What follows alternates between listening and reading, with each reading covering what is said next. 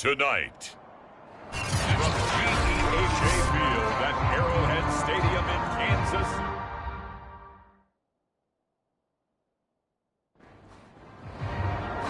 The battle for the Lamar Hunt Trophy begins as we're underway in this AFC Wildcard game. On the return, here's the dangerous Cordero Patterson.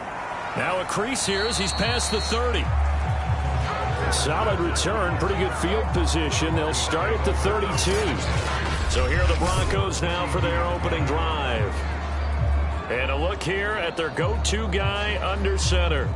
And he comes off of a really good regular season with over 4,000 yards passing. And now in the playoffs, people always ask the question, do you continue to play the way you played in the regular season? Do you turn it loose?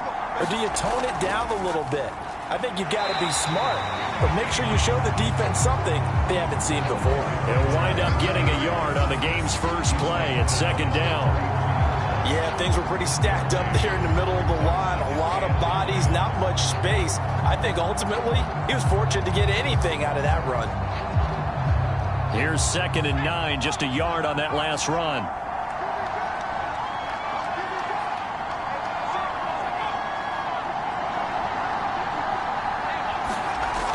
He'll look to throw. And the Chiefs are going to get him. They'll wind up losing 10 on the sack, and it'll lead to a 3rd and long. We said it before the game, and I think it's still apparent. If these guys are going to advance in these playoffs, they're going to have to wreak some havoc coming off the edge. Yeah, wild card round. They told us the wild card could be that defensive pressure. They showed it there.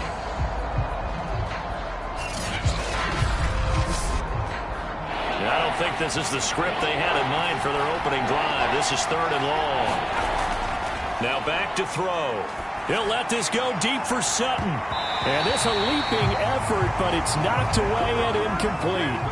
On 4th down, Sam Martin is on to punt for the Broncos. Tyreek Hill back deep for Kansas City.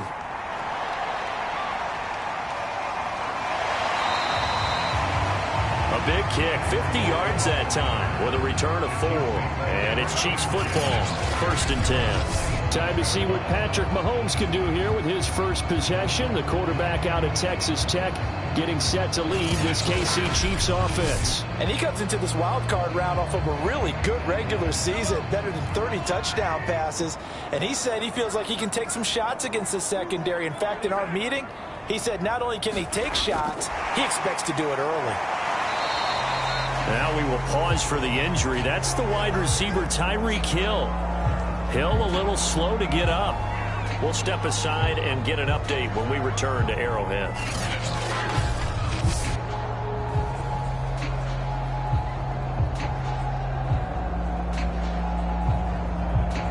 Got it here at the 29 on 2nd and 8. Throwing now is Mahomes. Complete, the tight end Kelsey. That catch good for 5. It's 3rd down. I think defensively you're okay with that. Here in the first quarter, he's going to get some catches, but they rallied to him quickly. And that's what you count on, and I like what you just said. First quarter, can you do it all game long? They catch it, you tackle them, they go down on the spot. Because when you're able to do that, and you don't give up big chunks of yardage after the catch, now you put the offense in a position where every series they have to work hard to pick up first downs, and you tend to stall them out when you do that. So when you saw him dump it off to the back, did you think he was going to pick up the first down there? Well, I knew one thing. It wasn't his primary target. At least it didn't look like it.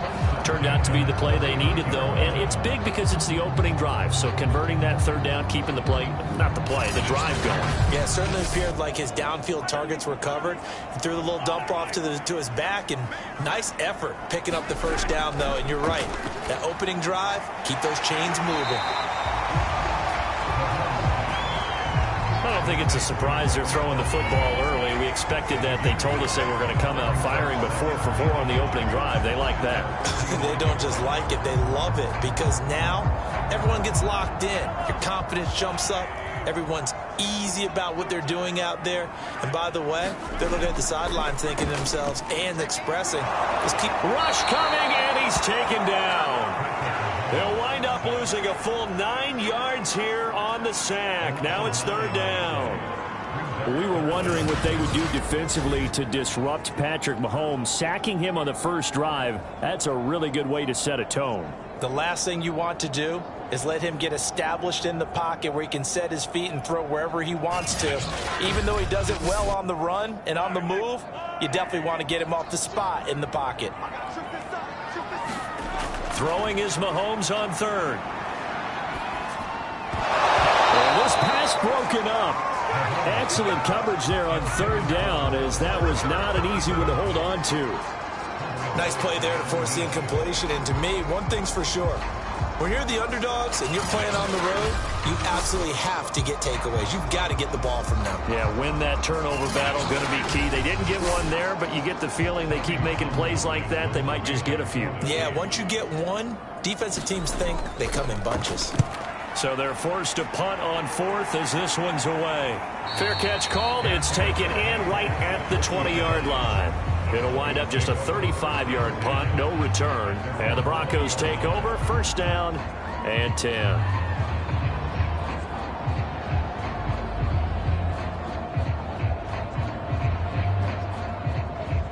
The Broncos onto the field, ready to start their next drive. The crowd may be losing just a little bit of the edge after back-to-back punts. They want some big plays. They want to see some offense. They want to see somebody break away, whether it's through the air or on the ground. Now it'll be interesting to see where the patience is on both sides. Each head coach, can you hang in there and not try? And he's taken down, a Chiefs sack. It'll be a loss of 10, and it'll bring up second. We had a pretty good idea that they were going to pressure this young quarterback, and that's now 2 sacks here in the first quarter. And, yeah, this is a secret to exactly nobody, because if you're a rookie quarterback, you know you're going to see pressure. Defenses want to see how you're going to handle it, or if it forces you into making bad decisions. That's their goal. 2nd and 20.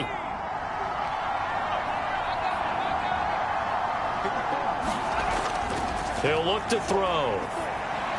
And Sutton hauls it in over the middle. Only 3 yards on the catch. It's third down.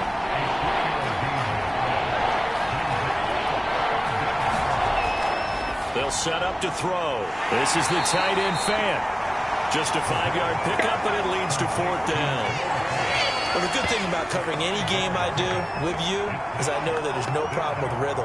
Now, if you're watching offensively, a little bit of a problem there. Yeah, punt on the first drive, looking at another one here. Just a little slow. You know, they were talking about a fast start, but that hasn't been the case. Yeah, and let's face it, any team we cover always talks about a fast start. That's true. But it's not necessarily going to happen just because they say so. And whether it's the script, whether it's, you know, just what they're going through, whether they're seeing different defenses, they're going to have to figure it out as this game moves on. 47 yards on the punt that time, just 1 yard on the return. And possession will switch hands, 1st and 10. Kansas City taking the field for their second drive. They punted last time they had it. What steps, Charles, you think they have to take to make sure they don't do that again? Well, let's just go to the football 101, the trade expression 101. Win first down. Make 5, 6, 7 yards on first down and make it a 2nd and 3, 2nd and manageable. Keep accumulating first downs that way. Keep moving the football. You don't want to get behind the sticks because then the defense has the advantage. Good, strong, explosive run that started inside, which means you've got to control those defensive linemen, the defensive tackles, the nose guards. Those guys have to be controlled. How about the offensive line, the job they just did? Yeah, key that A-gap usually on those runs, right? That's where it all starts because everyone wants to kind of control that area. It disrupts things from the defensive side and the offensive side. As we just saw, it opens up possibilities. Right back to Edwards-Helaire on first down. And they're going to stop him right at the line of scrimmage. Just no cutback lane to be found whatsoever. 2nd and 10. Working from the gun, Mahomes. The tight end, Kelsey, has it over the middle. They get 6. That'll leave them with 3rd and 4.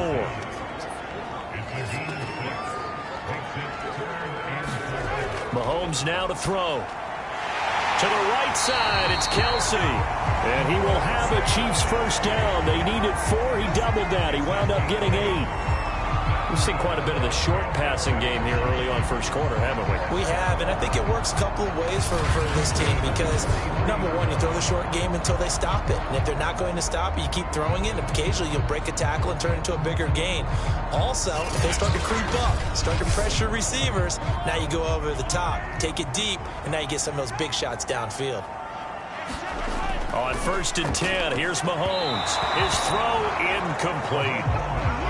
2nd and 10, a very chilly day here, but no snow. And yeah, I got to say, if it's going to be this cold, I want snow. You should see Charles' face. He's looking at me like I'm crazy. Now they face a 3rd and 10 after back-to-back incompletions. Now it's Mahomes again. Now a swing pass. It's Edwards-Helaire. And he's going to be out of bounds down around the 35-yard line. So the completion results there in 9 yards. And that's going to make it 4th down. A short game that doesn't get them the first down brings up a 4th down situation. Really nice job defensively. They knew where the sticks were. They got the stop before it.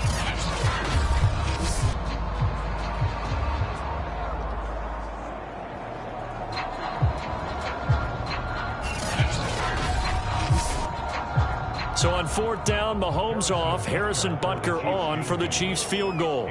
From the left hash, this will be a 52-yard attempt. Butker's kick here is good.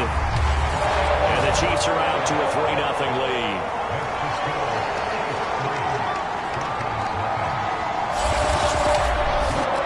So a good kick there, and they put the bow tie on it with 3 points. And let's face it, everybody wants a touchdown. We know that. But in the NFL, defenses are awfully good. You're not going to score each and every time.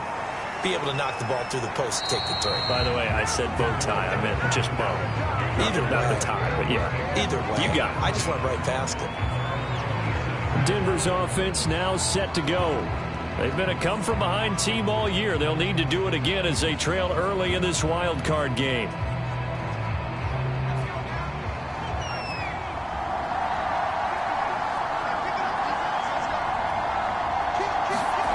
They'll come out throwing here on 1st down. He's got his 6'5" receiver. That's Tim Patrick. Clock running, under a minute to go now here in a fast-moving first quarter. Here's a 2nd and 7. He's got his big tight end, Fant.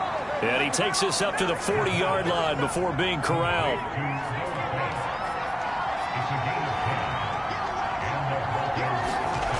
They'll look to throw here on 1st down. And he'll be taken down, but not before he works it past the 50.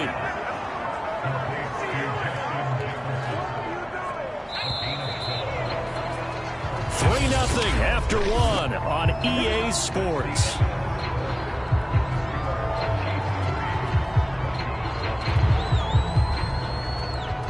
This offense finding its legs now. Here's another 1st and 10. They'll look to throw again. Got a man open. It's Sutton. A gain of 6 there on 1st.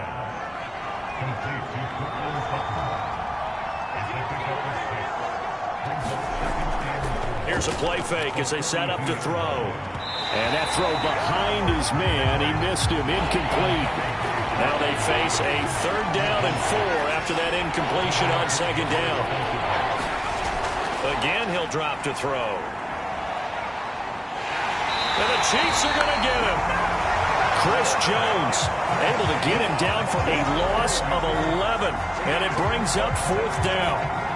These sacks now, they're starting to pile up, Charles. And that front 7 defensively, they've had their way with this offensive line. And I think at this stage, we have to start thinking about different play calls. We've got to start helping this quarterback out because the entire game he's been under siege. I don't care what the down and distance. They've got to get the ball out of his hands a lot quicker. Here's Sam Martin now as he's on to punt for Denver. He'll get off a fairly short kick here as this is toward the sideline.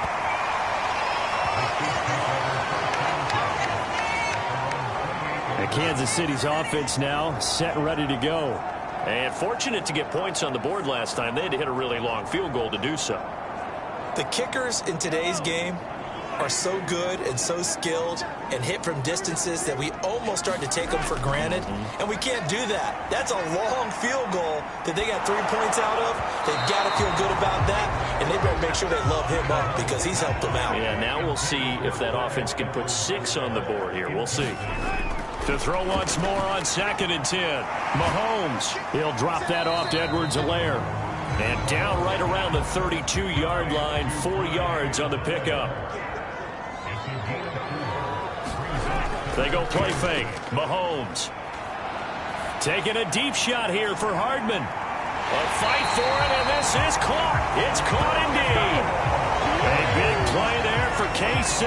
Pretty good play by both the thrower and the catcher there, Charles. 3rd down. It showed a lot of trust in his receiver. And what I liked about the play was his receiver's understanding that everything wasn't on time back in the pocket.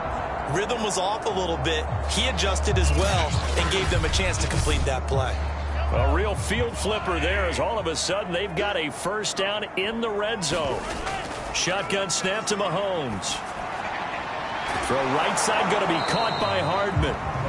No gain there on the completion. 2nd and 10. Well, that was a simple throw and catch, but even with that completion, 0 yards gained, so they're behind schedule on down and distance. I think they were hoping to get it to him. He could make a man or two miss, but that window closed quickly. 2nd and 10.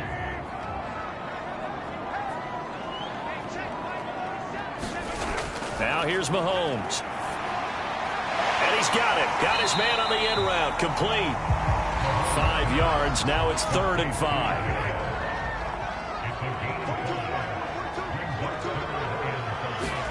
Here's Mahomes to throw. And that is incomplete. Oh, he did everything but hold on to it. But a nice play defensively, and now it brings up 4th down. Butker's kick here is good. And they're able to double their lead in this first half. It's 6-0.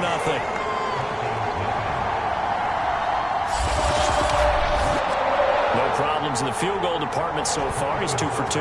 Pretty reliable here in this game, isn't he? And to me, that bodes well for them. If they need him late in the game, his confidence should be sky high. And Patterson will not return it. It comes out to the 25. Now here's the signal caller getting ready to lead this offense again. And maybe he's starting to wave the white flag a little bit. He's playing pretty well, but the pressure, it's got to him.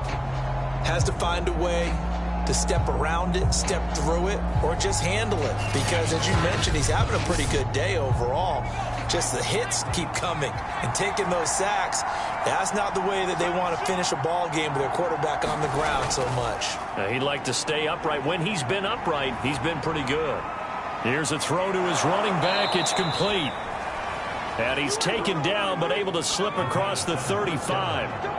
Line of scrimmage, the 37 on 1st and 10. Laundry on the field. This is going to be a false start on the offense. Sometimes you have to slow things down a little bit when things get heated.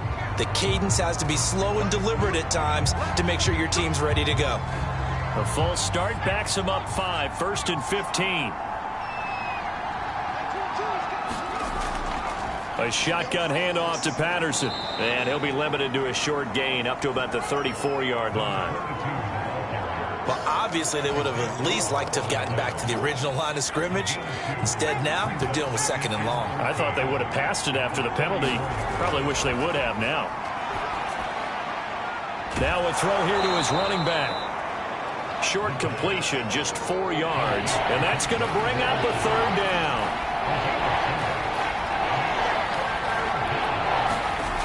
They'll set up a throw. They're looking for Jefferson, but this is intercepted. Picked off at the 47, and the return stops at the 39-yard line. He's had a fantastic rookie season, made a lot of lovely throws, but that wasn't one of them. Well, we got to give him one, don't we? I mean, with the year he's having, a lot easier for he and his teammates to accept that throw, because for the most part, what they've seen, it's been pretty sensational. The KC offense and Clyde Edwards-Helaire getting the ball back here. The passing game, they've had more success there than the running game.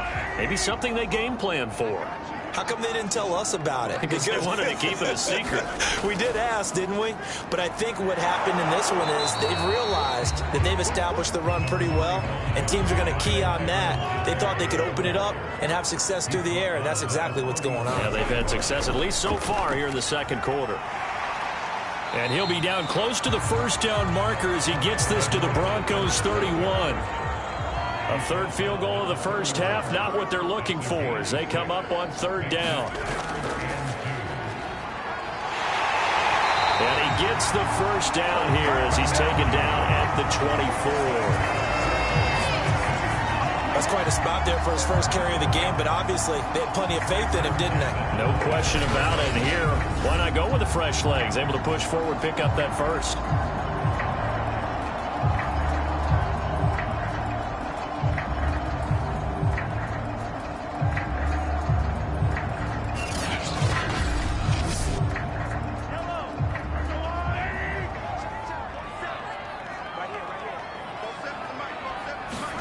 Throwing on first down is Mahomes. On the slant, he's got Hardman. And they're working inside the 15-yard line before it's all said and done.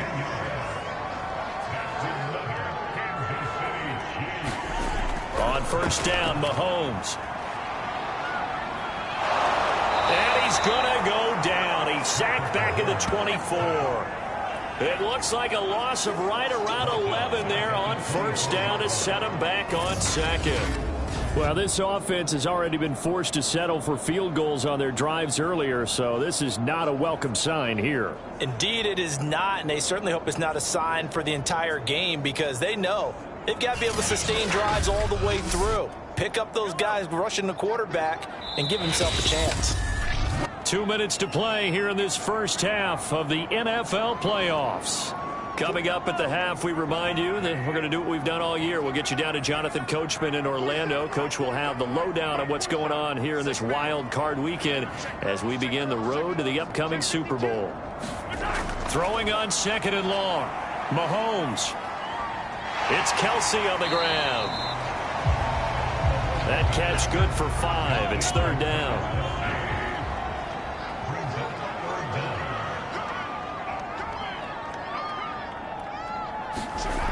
From the gun, it's Mahomes. And that is incomplete. So on fourth down, Mahomes off, Harrison Butker on for the Chiefs field goal. From the left hash, it's a 36-yard attempt.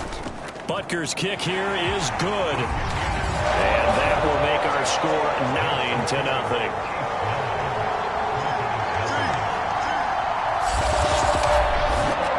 So the turnover leads to points as they add 3 there. Yeah, what a sequence there, and a nice one for them. They forced the interception, put together a little drive, and then come away with 3 points. Nothing to it, partner. Just do it. And Patterson not going to return this. It'll come out to the 25. Now we get a peek at the captain of this offense heading back out there. And he comes out on the heels of an interception he threw last time they had the ball. Yeah, and you know, the quarterbacks that I know that are the best ones, the ones that really know how to lead their team, they tell them, that's on me. That's my bad. But let's go back out there and move ahead again, guys. We can get this done. One good thing for him, it did only lead to 3 points and not a touchdown after that turnover. Big thanks to the defense. This one brought in by Jefferson. Now the Broncos are going to call the first of their timeouts as they'll stop it with exactly a minute to go before halftime. On third and short, they'll try and pick it up through the air. And he will not be able to hang on through the contact. It's incomplete. The coverage strong, and now it's fourth down. And here now the punter, Martin, booming this one away. Fielded just inside the 20. It'll go as a 42, make it a 43-yard punt. 6 on the return. And the offense will take over with a new set of downs. The Chiefs going to go back on offense here late in this first half. And with a 2-score lead already, they may just look to get this thing to the locker room.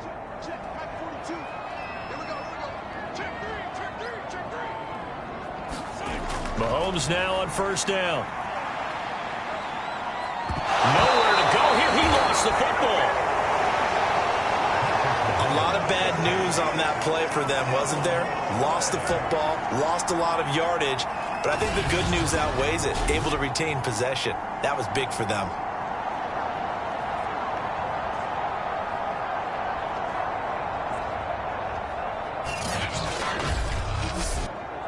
Sacks, a growing theme in this first half. This is 2nd and long.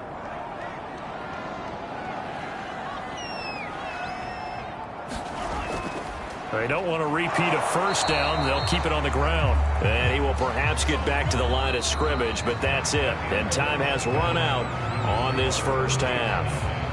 So we're at halftime of this AFC Wildcard matchup. As we'll head down to Orlando, that's where we find our man Jonathan Coachman at our EA Sports Halftime Report. Coach. All right, Brandon, thanks very much. What a weekend it has been. This, the last of our 6 games in this wildcard round, as we wrap up a very exciting 2 days of NFL football. But first, let's take a look back to yesterday's AFC wildcard game. And you can see the result there. Meanwhile, in our game, it took a little while to get settled in, but we were in for a battle royale in this second half. And to call the action, let's go back to the guys who've been there all year, Brandon Godden and Charles Davis. All right, Coach, thank you, and we welcome everyone back for quarter number 3. Both teams try to avoid being one and done in these playoffs as we start the second half of this AFC wildcard game. And a good return as he'll be stopped just shy of the 30-yard line. And the Chiefs ready to go on offense to begin quarter number 3. And they've been the better of the 2 teams through 2 quarters of play, much to the chagrin of this home crowd. Yeah, this score is a surprise to a lot of folks at home, although not to my dad. He predicted the visitors would win. And maybe to the folks in the stadium, but you know who is not a surprise to, partner? This team with the football. They were very confident coming in. From the snap, he certainly looked like he knew where he wanted to go with the ball, but surprise, that guy was covered. So that took his attention elsewhere to no avail.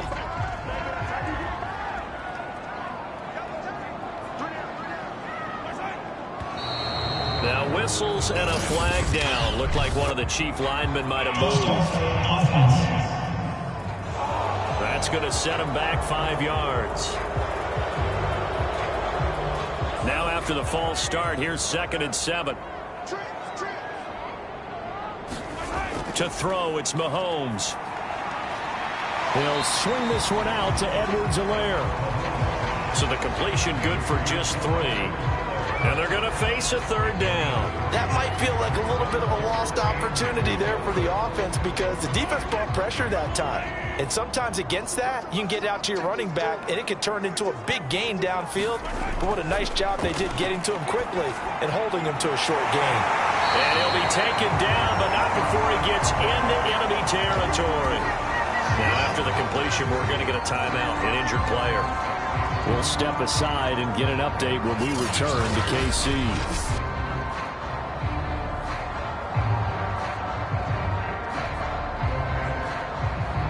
So a 1st and 10 now in Denver territory at the 47. Again, they'll throw with Mahomes. Caught, Kelsey, left side. And he is tackled inside the 40, not quite to the 35. Line of scrimmage, the 37 on 1st and 10. Now Mahomes. Another pass into the reliable hands of Kelsey. A gain of 6 there on 1st. From the 31, Mahomes. And he will find his man on the end route, complete.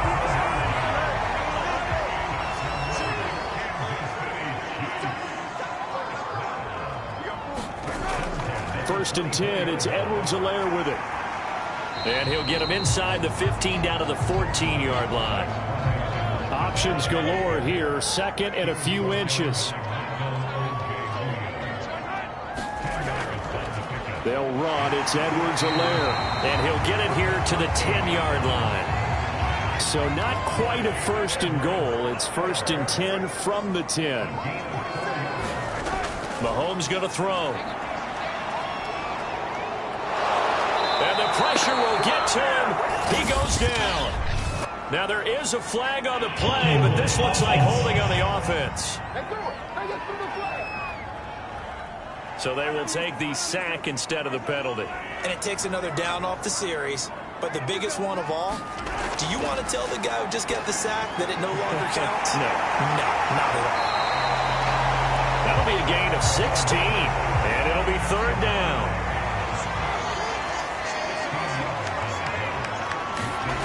Looking to throw is Mahomes. Quick hitter here, it's complete. And inside the 5 here before he's out of bounds, right at the 3. They get only 4 that time as that leads us to a 4th down. Butker's kick here is good. And that will bump up the lead again to 12-0.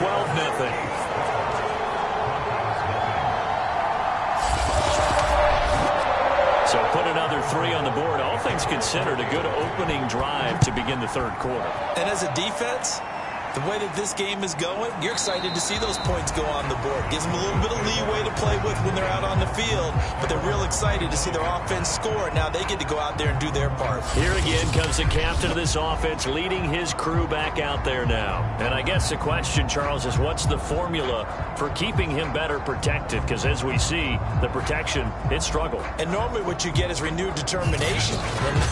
When the big guy gets hit, that usually sparks people. Hey, we can't let this happen anymore. They take it personally.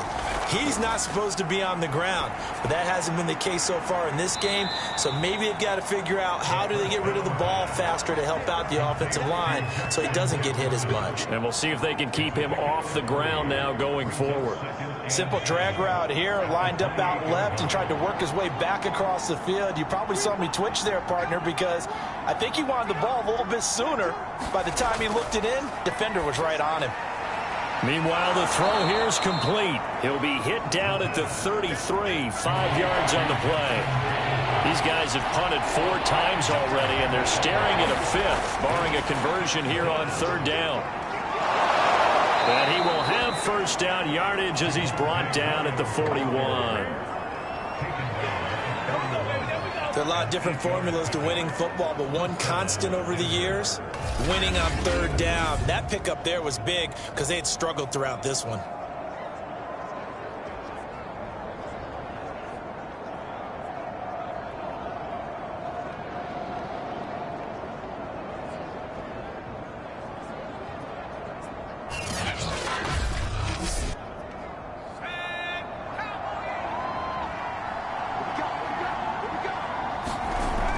First down, he'll drop to throw.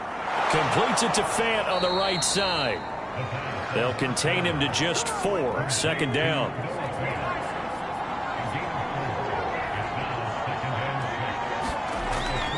They'll look to throw.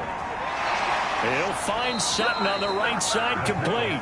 And he'll be taken down, but not before he works it past the 50. So a nice throw right there. And this, we all know, a big test for this young man at quarterback. He guided his team into the playoffs as a wild card. Now here he is on the road looking to get his guys to the second round. It's certainly a tough task no matter how you slice it. Oh, I absolutely agree 100%. And while no one around the franchise is going to, co-sign on what I'm about to say, because all they're focused on is winning this game.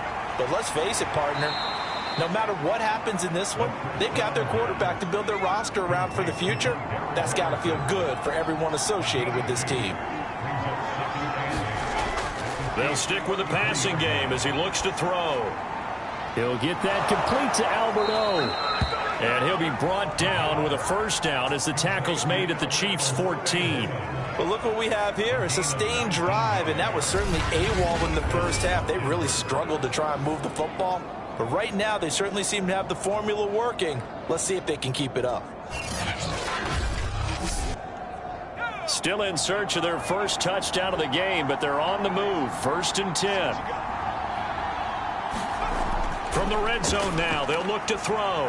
That's complete, Okuegbunam. And he'll go down, and that will do it for the third quarter of action. 1 quarter remains for the right to survive round 1 here in the AFC. You're watching the NFL on EA Sports. 2nd down and 3, ball on the 7.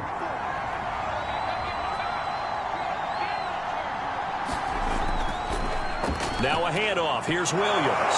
And he'll take it into the end zone for a Denver score. Javonte Williams taking it in from 7 yards away. And the Broncos have made it a one-score game again here in the fourth.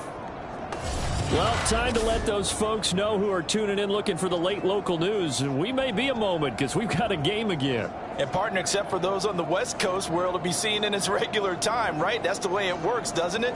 But how about that? Big-time drive right there. If they're going to have any chance, they needed a touchdown there, and they went right down the field and worked their way into the end zone.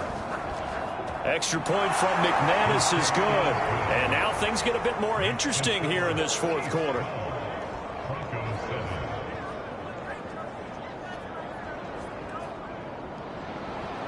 After the touchdown, here's McManus now to kick it away. The return man down to a knee, and this will come out to the 25-yard line.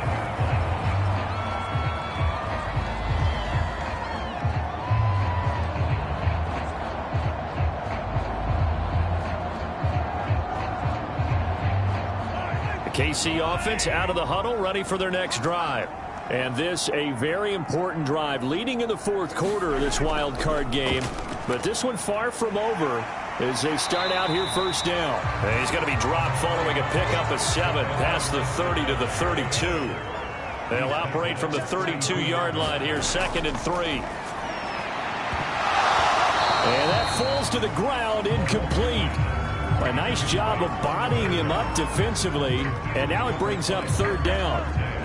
The Chiefs on 3rd down. They've hit on half of them, 5 for 10. Here it's 3rd and 3. Edwards-Helaire, they'll try to run for it.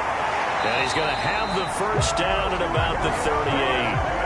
56 yards on the ground for him now on 9 carries. I like a guy who understands the situation. I also like a guy who you look at him and you say, that looks like a guy who knows the coach is going to say, guess what? You drop this one, you'll be carrying around the training facility for an entire week. Maybe flashback to high school or college, carrying it around campus, right? The old gauntlet drill, right? Anyone get the ball out while he's sitting in class and bring it back to the coach? He's in big trouble. So here's a 1st and 10 at the 38. Throwing now is Mahomes. Complete, the tight end Kelsey. And he's going to be out of bounds right at midfield. Well, that should be a reminder defensively, and I think it's a reminder to myself because you just can't sell out to stop the run. There's still enough time that this offense can move the football through the air, even on 1st and 2nd downs, and they obviously picked the right spot to throw the ball there. From midfield, here's Mahomes. And that's going to be incomplete. Too tough to hold on to that one. It's 2nd down. An incomplete pass on 1st down. That leads to a 2nd and 10. Mahomes now to throw. And he'll go back to Kelsey. This time it's caught. And this is going to be another 1st down as they'll make the tackle at the Broncos' 40.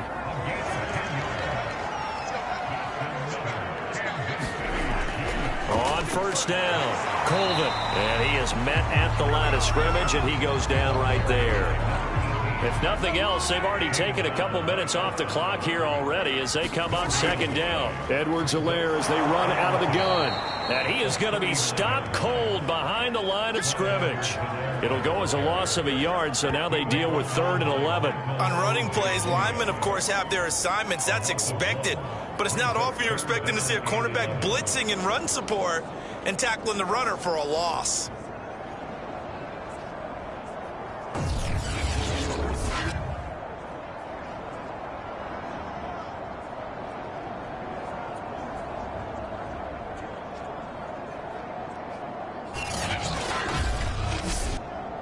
A long way to go here on 3rd down for the 8th play of the drive. They're going to look to throw. And he's going to be sacked. They sack him back right at the midfield stripe. It's a loss of 10 on the sack, and it leads to 4th. Well, here's where having mobility sometimes can work against you as a quarterback. He thinks he can retreat and outrun the pressure. But that time, they zeroed in on him and took him down for a big loss, partner. A really big loss. Here's the Chiefs punter now. He'll boot it away from about his 35.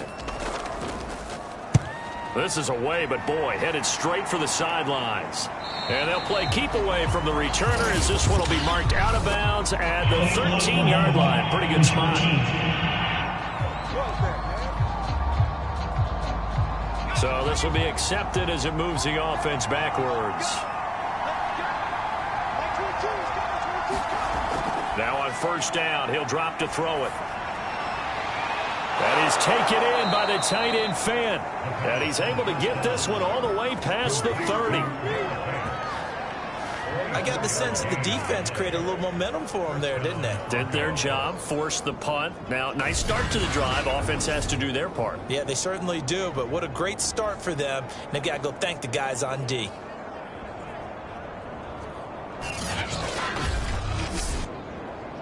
Line of scrimmage, the 31 now on 1st and 10.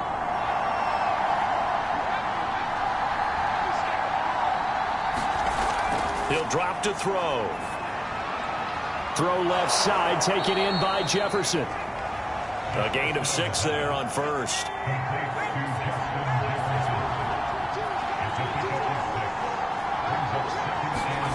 Second and 4. This one left side caught by Patterson. And this winds up a pickup of 2, maybe 2.5 to about the 39. The Broncos on third down. They've had their troubles, just 1 for 6. They're up against a 3rd and 1 situation. They'll try and run for it. Here's Williams. And he's going to have a first down as he's brought down at the 44-yard line. I know the game's changed. A lot of people would say it's evolved. Look, I'm a little bit Neanderthal, okay? I love this. No exotic formations, no misdirection. Just line up and run the darn ball and pick up the first down. I love it. Yeah, 3rd and short. That's what you're supposed to do. Like you said, old school, smash mouth football. Clock running, under 4 to play now as they come up on 1st and 10. Looking to throw. Got his man complete over the middle. It's Brady. And they'll get him down after a pickup of 8. 2nd and 2. 2nd and 2. Middle of the field to Jefferson. I think that's a big pickup for a first down because when you run a drag route against zone, you're sometimes asking for trouble because you might run into a defender. Yeah, well, there they ran into a first down. Executed it to perfection.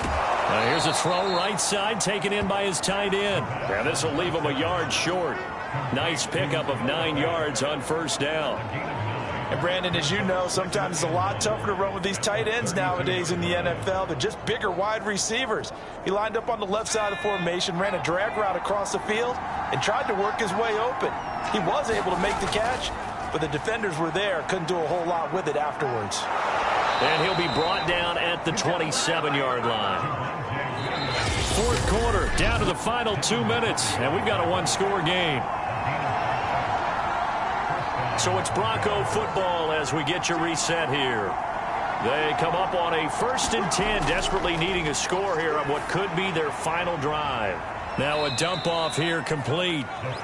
3 yards the gain there, 2nd down. The Broncos in the hurry up, trying to get to their positions and get set quickly. Now this one to his tight end out on the right side. First down now, but that clock rolling. Back to throw. Throwing the out route and complete. That's Sutton. And he'll be out of bounds, taking it just shy of the 10 at the 11 or the 12. They'll contain him to just 4. 2nd down.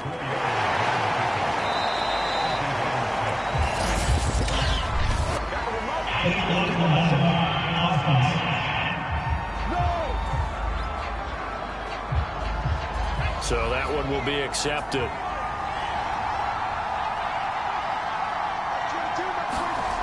They'll look to throw. And this is taken in by Hamler for a Bronco touchdown. K.J. Hamler there to make the grab. And the Broncos have taken the lead.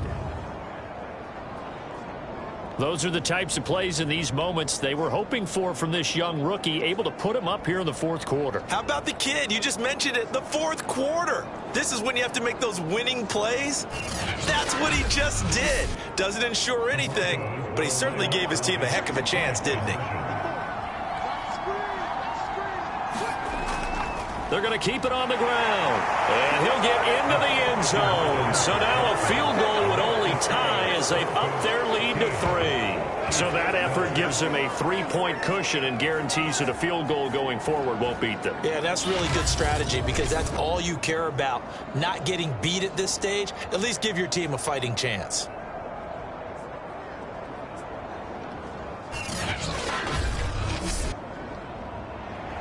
After the touchdown, here's McManus now to kick it away.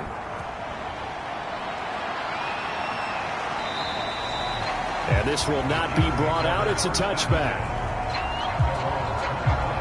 Patrick Mahomes in the offense. Down by a field goal. 1:13 to play. Their sold-out crowd is behind them. They need at least a field goal to tie as they've got it 1st and 10.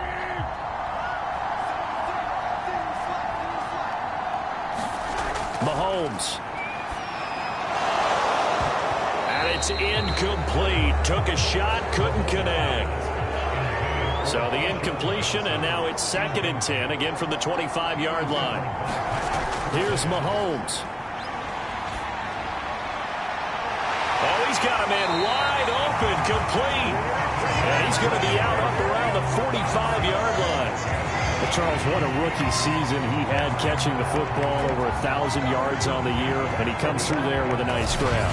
And we've seen wide receivers in recent years come in and have big years right away. And you think about Justin Jefferson in 2020, 1,400 yards and huge impact on his team and on the league.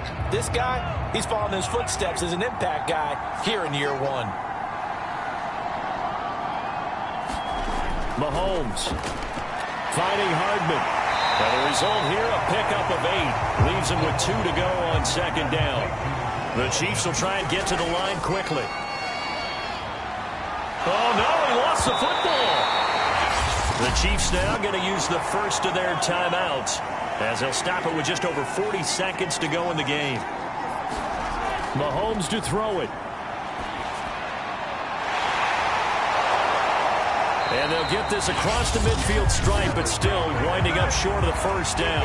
Now another timeout called for by the offense as the clock will stop with 34 seconds to go in the game. Now they go for it on 4th, but this one is going to wind up incomplete. They had to go for it with such little time remaining, and as a result, their playoff run may end right here. So the defense has to stay out and get one more stop. They were able to do it, forcing the incompletion. So on their record, that goes down as a successful play. Doesn't matter how they got there, how it happened. They got it done. They're the ones that are jubilant. The win for the Broncos seemingly assured. They go down to a knee. The Chiefs quickly now going to use the last of their timeouts as the clock will stop with just under 30 seconds left to go.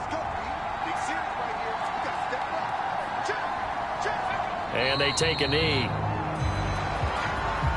And there it is, that symbol that ends a game that one team loves and the other team can't stand.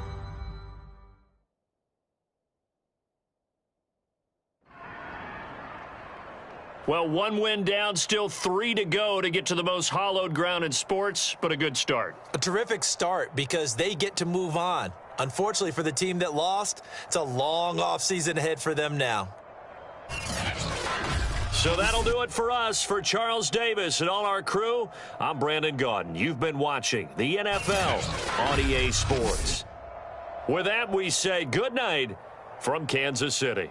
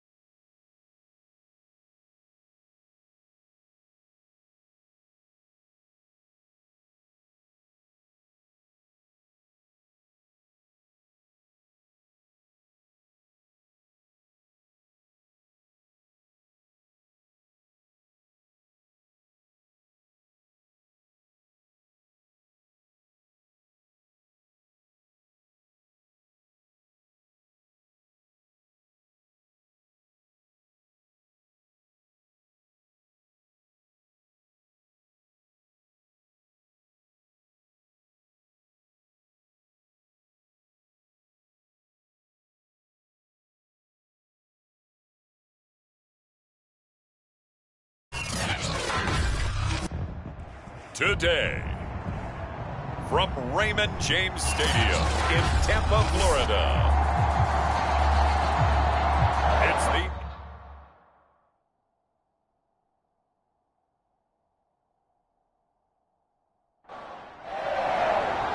Winner go home is the mantra, and off we go. We're underway in this NFC Wildcard game.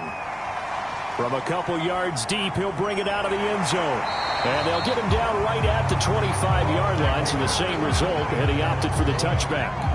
First try on offense for the Bucs and their veteran quarterback, Tom Brady. And he was absolutely sensational throwing the football all year long, better than 40 touchdown passes. That means he made good decisions, and his team trusted him with the ball. So I can't imagine a scenario in this game where they change their philosophy. If they trusted him in the regular season, they're going to trust him now and let him turn it loose. Here's a pass swung out left to his running back. And he will lose yardage here back at the 23-yard line. It'll go as a loss of a yard on the game's first play. Second down. Well, that's not exactly how they drew that one up, nor practiced it, because on first down, you're trying to get some yardage to set up second and third down calls. In this case, had to drop it off to his running back. But, boy, they closed quickly on that one and stopped him behind the line of scrimmage. On second down now. Godwin takes this to the 27. Give him 4 yards. A tough spot here on their opening drive. This is 3rd and 7. Brady now to throw. Left side here, that's complete to Godwin. And he's going to lose yards. They take him down at the 26. It'll be a loss of 2 on the play, and that's going to bring up a 4th down. So, Charles, first drive here, little safe completion underneath, maybe get some rhythm, get your feet wet, so to speak. I agree, and I like it because it's a lot like a basketball game when you're getting started and you pass the ball around so everyone touches it early and gets involved in the game. In this case, it's not just dumping it to a back and he's able to run with the ball, but you get your offensive linemen involved because they get to get out and run and hit people in the open field. Everyone getting their feet wet early. That'll be a 43-yard punt, but a net of just 33 following a 10-yard return. And the Eagles will have it taking over 1st and 10. So now here comes the Eagles offense as they get ready to take over. At a glance at the man under center at 6'5", he always demands attention. Good starting field position for him as they come up 1st and 10 at their own 37. Miles Sanders, first carry of the game. And a 5-yard gain gets him to the 42. Second down at 5.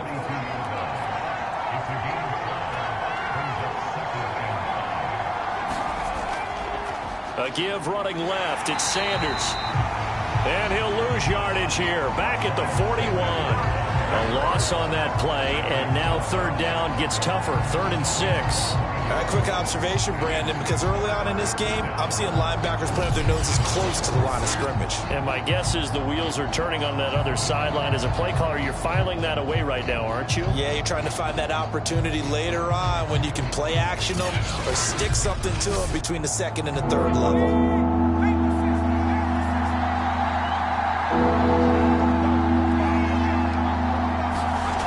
On 3rd down, he'll drop to throw. Open man, that's Devontae Smith. And he is going to have an Eagles first down as they're able to get the 3rd down conversion. Had to put that ball in there with a little extra zip, but he put it right where it needed to be. Yeah, and that little extra pace that he had on the pass, that required a little extra concentration for him, didn't it? Ball can get on you pretty quick in that manner, and he handled it well and picked up the first down.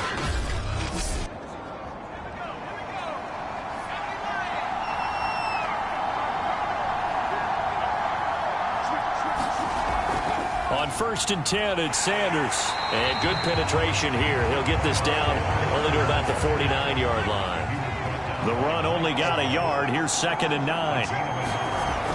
They'll look to throw here. Throw left side here, complete to the tight end, Gesicki. That catch good for 5. It's 3rd down.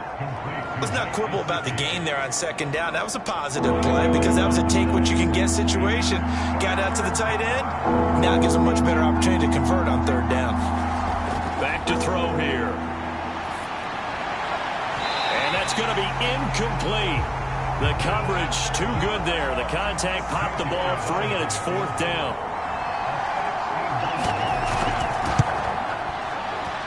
The kick by Elliott is good. And the Eagles, they take a 3-0 lead.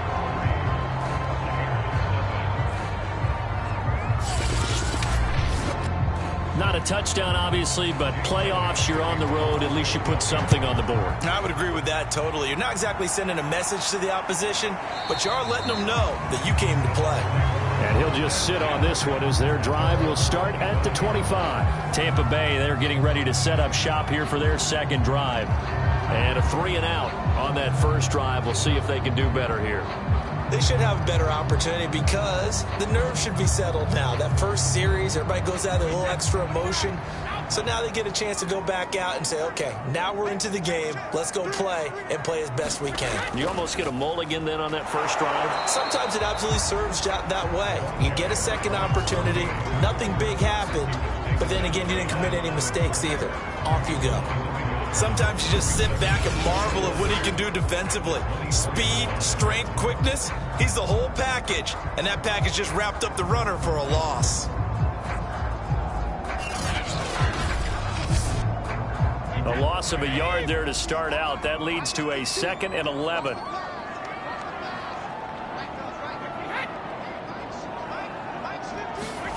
To throw, it's Brady. Over the middle, complete. That's Evans. They'll wind up getting 10 back as that sets them up for 3rd down.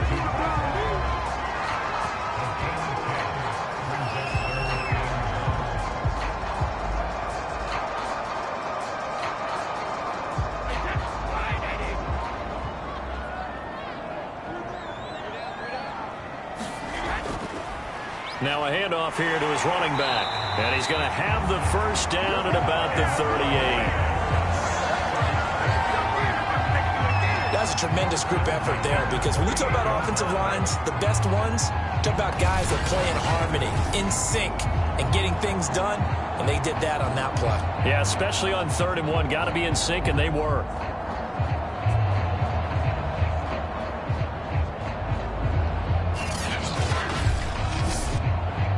So here's a 1st and 10 at the 38. And to give this time to the tailback. And he'll maneuver his way forward for about 4. 2nd and 6. Following the pickup of 4, here's 2nd and 6. Throwing now is Brady. And his throw is incomplete. So after the 2nd down incompletion, they'll come up now against a 3rd and 6. Here's Brady to throw. Over the middle, he finds Godwin, complete. And he is going to have a Bucs first down as they're able to get the 3rd down conversion. Another catch for him there on this drive, Brandon, and it looks like they're going to utilize him out of the backfield any way they can. And that time, they pick up a first down. So now on defense, do you assign a man to him and try and cover him before he gets going?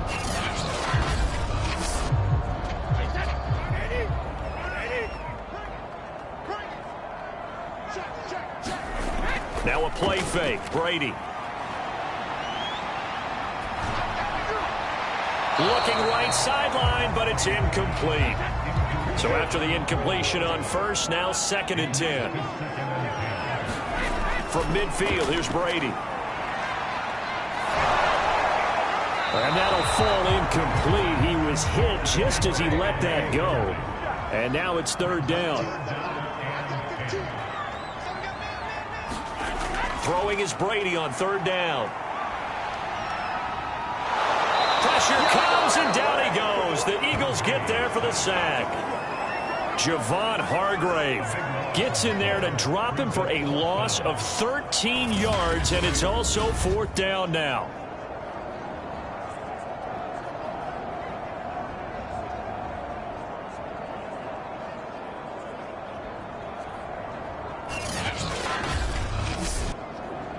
Here's Bradley Pinion now as he'll kick it away for the 2nd time. First kick, 47. This one looks good as well. And a fair catch signaled for and taken successfully. It'll be a 39-yard punt, no return. And out will come the offense as they take over. So back onto the field, here come the Eagles for their second drive. They've got a 3-0 lead and the football as they start 1st and 10.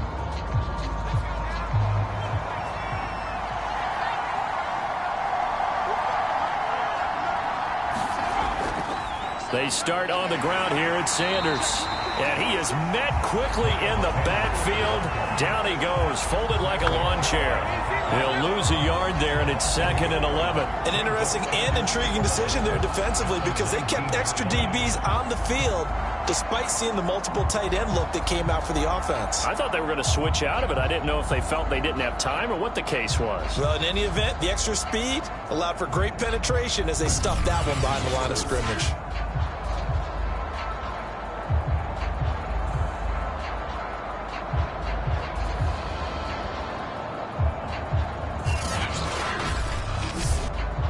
After the loss to start out, here's 2nd and 11. Here's Sanders, and the Buccaneer defense for the second straight play, flexing its muscle by forcing a loss. The second down play results in a loss of 2 yards. The running lanes have definitely not been there for him here in the first half, and I don't think it's all been his fault. His offensive line hasn't given him much space. A loss results there. So time to start going in the other direction as they come up now 3rd and long. Back to throw. And he's going to go down. Back at his own 5-yard line, it's a sack. Shaquille Barrett able to get him down for a loss of 11. And it brings up 4th down.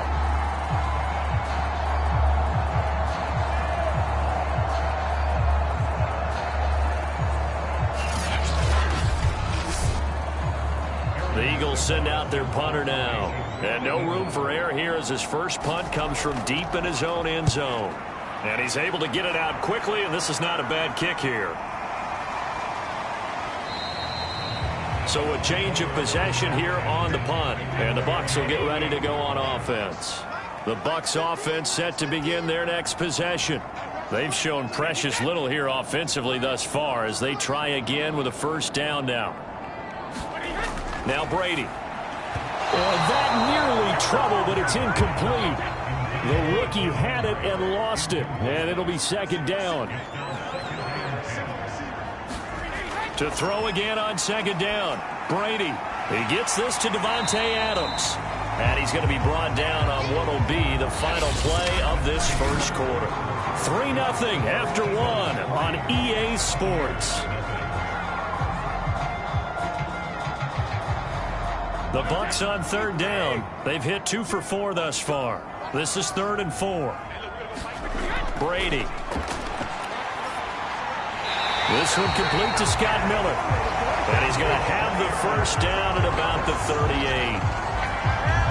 Would it be safe to say that as precise as routes are supposed to be run in the NFL, maybe they're not quite as precise in college ball? That's accurate, yeah. And I think we saw a college route in the NFL there. Just find the soft spot, find the dead zone, and find the 1st down. And that's what he just did. So here's a 1st and 10 at the 38. Hands it off out of the gun. And he'll maneuver his way forward for about 4.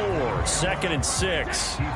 The run got 4. Now they deal with a 2nd and 6. Now Brady. And this one caught by Cameron Brate. And brought down, but not before they're inside the 25. This offense finding its legs now. Here's another 1st and 10. Here's Brady. Nowhere to go here. He lost the football. And it's picked up by the Eagles. And he's able to get it back here to the 43-yard line. The defense, they were swarming that time and ultimately got to him before he could get rid of the football and knocked it free. And don't you feel just a little bit of sympathy for him back there, though? So much going on, so much swirling around. He's trying to find someone downfield. He's trying to move around to find an open target. Sometimes you forget the number one thing, take care of the football. The Eagles in good position to start out as they come up 1st and 10 at their own 43. It'll be Sanders to begin the drive and give him about 5 as he gets this up to the 48-yard line. That's a really nice, tough run inside, and they gained 5 yards on it. And to be frank about it, most offenses don't expect to get 5 yards on a play call like that. So when they do, they go back to their huddle with a little pep in their steps. They're starting to think that they're starting to dominate the line. Nowhere to go here. He lost the football, and it's picked up by the Buccaneers. And they have the football and will set up shop at the 33-yard line. Every week we hear talk about create turnovers. In particular, they wanted to force some fumbles. They got one right there. And it shows you how the game has changed over time. It used to be good enough for a guy to get a sack of a quarterback in the pocket. Now, if you come to the sidelines and you didn't knock the ball free, your coaches are upset with you. All right? So if you're a quarterback, it starts all the way back in the youth leagues. Take care of the ball, take care of the ball, take care of the ball, because here come the defenders. They go over the middle, and it's complete to start the drive. Nice rhythm throw there on 1st down. He located his tight end, made a nice easy pitch and catch. Hoping he can break a tackle or two. Wasn't able to do that there, but still good yardage. And he'll be a couple yards shy of the red zone here at the 22-yard line. 2nd and 2 is prime time for a little bit of a gamble, isn't it? Open up the playbook, go play action, toss that bad boy deep. But in this situation, go ahead and give it to your back. Let him pick up a 1st down. Keep the sticks moving.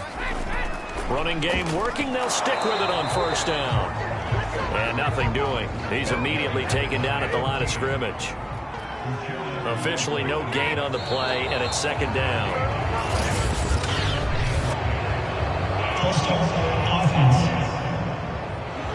And that'll be accepted, of course, and that moves him back 5.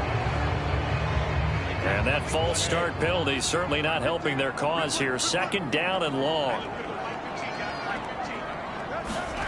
To throw is Brady. And Brady has it over the middle. And he'll go down right on the edge of the red zone following a pickup of about 7 or 8. The Bucs on 3rd down. They've converted 3 out of 5 thus far. This is 3rd and 8. And now a fumble. Brady loses the football. And it's picked up by the Eagles.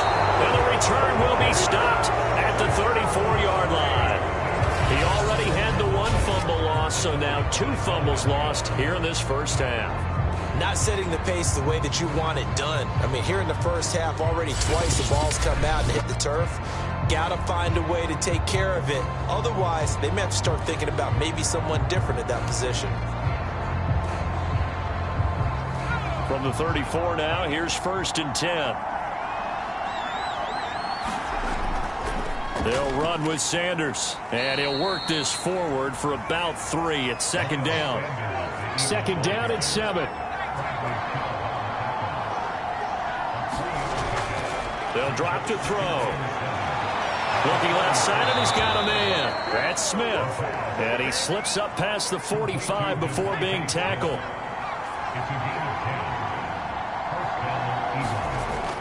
They'll run on 1st down. It's Sanders. And he's able to get across midfield and down into Buccaneer territory. 2nd down and 3.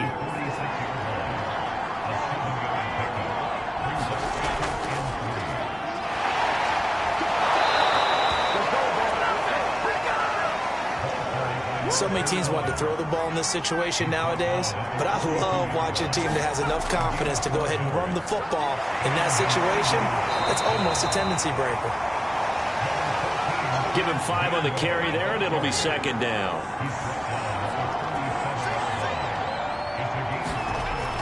Now they'll switch it up here and look to throw. He'll find his man, Laviska Shenault.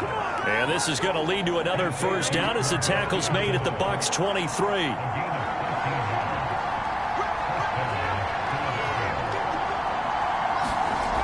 They'll set up to throw. Complete. Smith has it.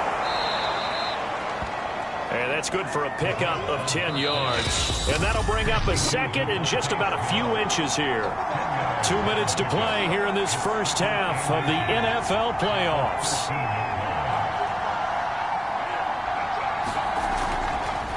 Here comes the blitz as they look to throw. And the Eagles are going to have a 1st and goal coming up as the tackle made at the 3-yard line. They'll try to run with Sanders. And they'll get him down just shy of the goal line at about the 1. Give him 2 yards on that one. 2nd and goal now. It is definitely hard to find space near the goal line. You always want to have a guy in the game running it who can create his own. Once again with Sanders. It'll go as a loss of a yard, and it'll set up 3rd down. And now 3rd and goal coming up. The loss on 2nd down.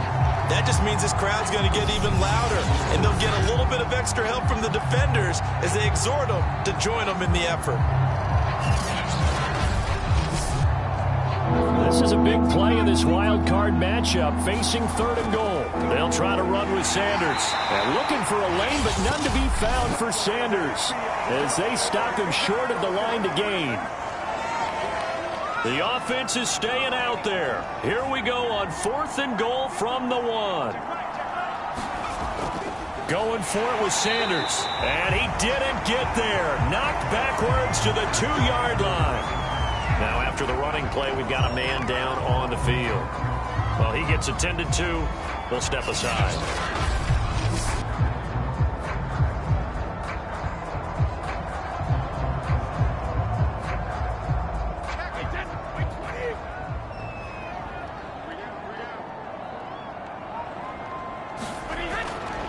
On 1st down, Godwin. And he's going to take this ahead for right around 3 yards, but no more than that. 2nd down.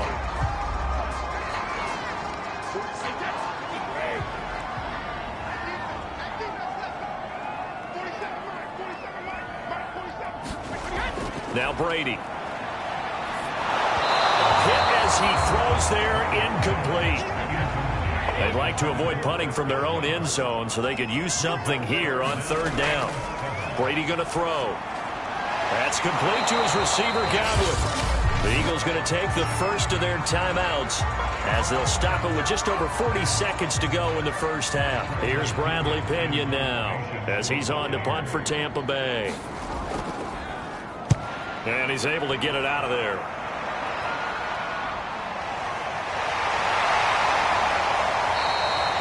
Just a 2-yard return there following a punt of 48. The Eagles offense going to take over late in this 1st half. And with great starting field position and a couple of timeouts at their disposal, they'll certainly have the green light here. They've got good starting field position as they come up here 1st and 10 at the 45. They'll try and start this drive in the air. Smith catches left side. Now the Eagles will use the 2nd of their timeouts as the clock will stop with just under 30 seconds to go in the 1st half.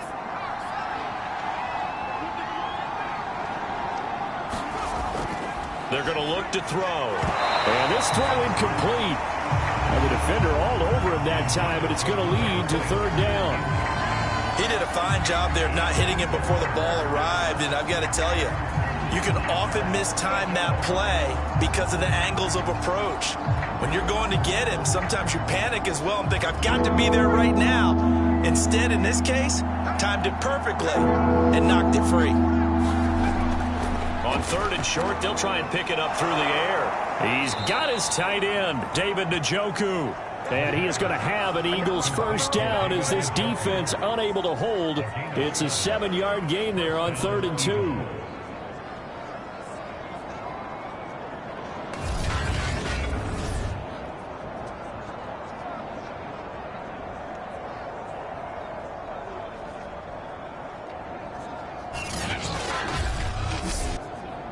And you see the clock almost empty, so this is likely the last play in the 2nd quarter. And this one complete to Smith. And with 1 second left, they get the timeout. And they'll have a chance to kick the field goal before intermission. So with 1 second left in the half, on is the field goal unit. He made his first attempt, this from 45. The kick by Elliott is good. And that will do it for this 1st half. So we come upon halftime here in this NFC wildcard matchup as we send you a stone's throw away across I-4 to Orlando. There standing by is Jonathan Coachman, ready with our EA Sports Halftime Report. Coach? All right, Brandon, thanks very much. This, the second of our tripleheader here on Wildcard Sunday. We'll get back out to you guys in just a moment. But first, let's take a look back to yesterday's NFC wildcard game. And you can see the result there. Meanwhile, nothing settled in our wild card game. It's a tight one as we get ready for the third quarter. Standing by to take you the rest of the way, let's get it back to Brandon and Charles. Okay, Coach, thanks as always. This one's still anyone's game as we welcome you back for quarter number 3. One of these two teams about to play their final half of the season as we're back at it in this NFC wildcard bout. And no run back here as the third quarter will commence with a touchback. Out come the Eagles now as they'll go on offense first here in the third quarter. And they're in the position they expected to be in. They've got the lead, home crowd behind them, and they're looking toward making that next step in these playoffs. And I think a key for them is to put together some good, long, extended drives. Work the run in a little more with that big offensive line. I'm not saying get away from throwing the football. That's still working. But if they run it more effectively, they may get even bigger plays in the passing game. As they began this drive, I was wondering how they were going to attack since they're playing with the lead. Would they continue to try and push the ball downfield? Well, after one play, it appears that the answer is yes. Took just one play to move all the way to the 44 as they try again on first down. Now a carry for Sanders. And he's able to get across midfield and down into Buccaneer territory. 8 yards the tally on that first down run. Here's 2nd and 2. Another run with Sanders. Wiggles free. And he'll go down shy of the 40 at the 41. Well, you certainly have to give a little credit here because they're playing this game now at their pace. This is ball control football, sustained runs, taking their time and making it work. They'll run on first down. It's Sanders. He gets it forward for 4, maybe 5, but the flags fly. And this one could be coming back.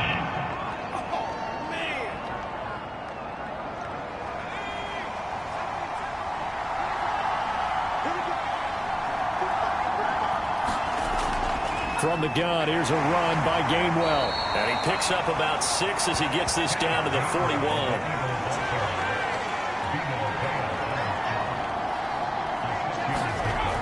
Back to throw now on 2nd and 10. And that falls to the ground, incomplete. A nice job of bodying him up defensively. And now it brings up 3rd down. An important play right here, 3rd and 10. And I would expect pressure here. And he's going to be stopped here a few yards short of the first as the tackle is made at the 33. Now after the completion, we're going to get a timeout, an injured player. We'll check on his status when we get back.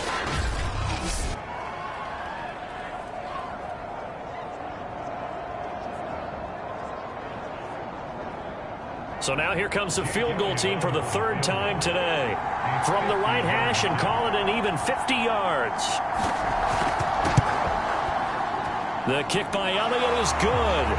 And that will make our score 9-0.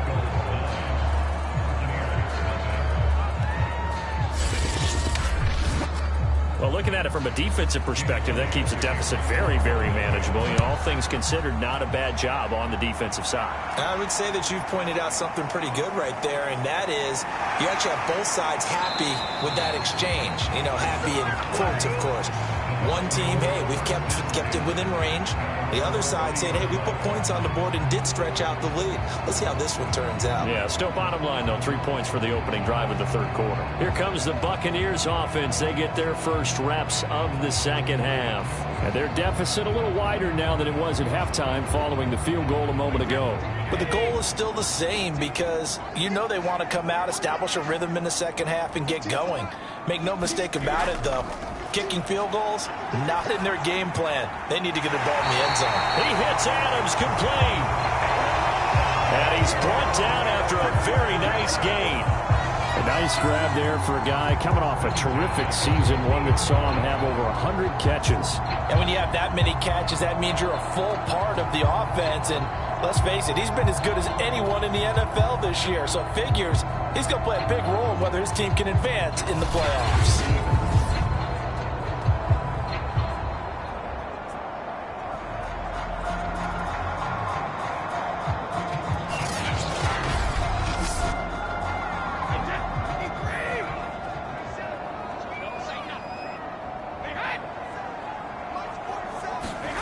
From the midfield stripe, they'll look to throw. Over the middle to Evans. They'll contain him to just 4. Second down.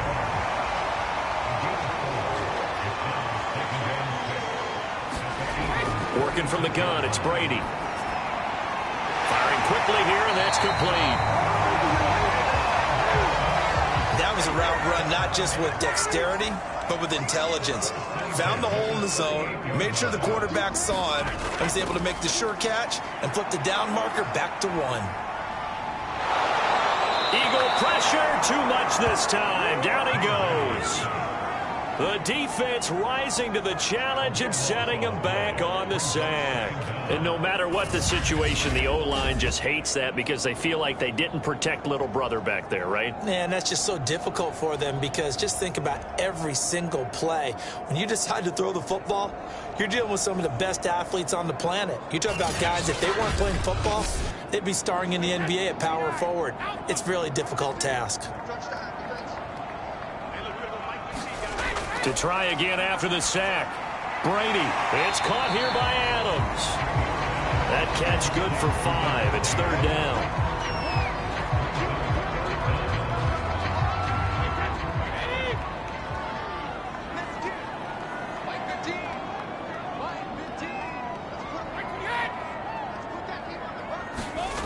Shotgun now for Brady. Into the hands of Darden.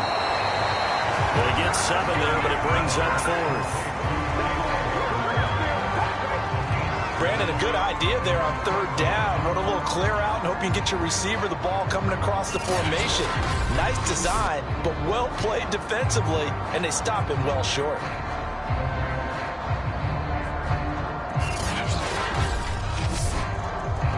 So now on comes the field goal unit, and wow, this is no ordinary try here. They'll spot it at the 47, so call it a 57-yard attempt. And this is off target to the left, didn't get there anyway. It's no good, and this score will stay right where it is.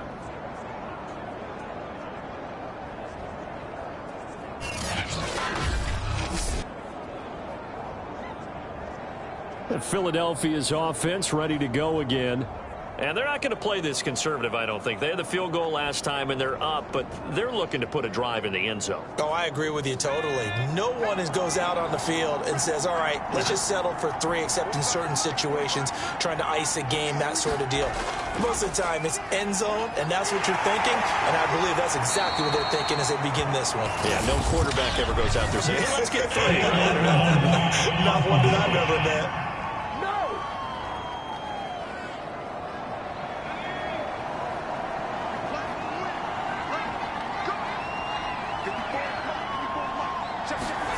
Now back to throw. Throw left side complete. That's Watkins. That'll give him 8 that time, and that'll make it second down. I know many people like to throw to the tight end, maybe in a little flexed out position because he creates mismatches with his size. But slot receivers do the same thing with their quickness, their speed, and their route running savvy.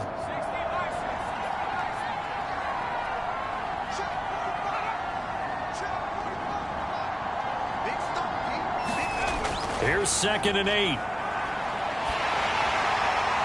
And seeing nowhere to throw, he chucks this one away from arm, incomplete. Now it's third down. Out of the gun now on third down. Nowhere to go here. He lost the football.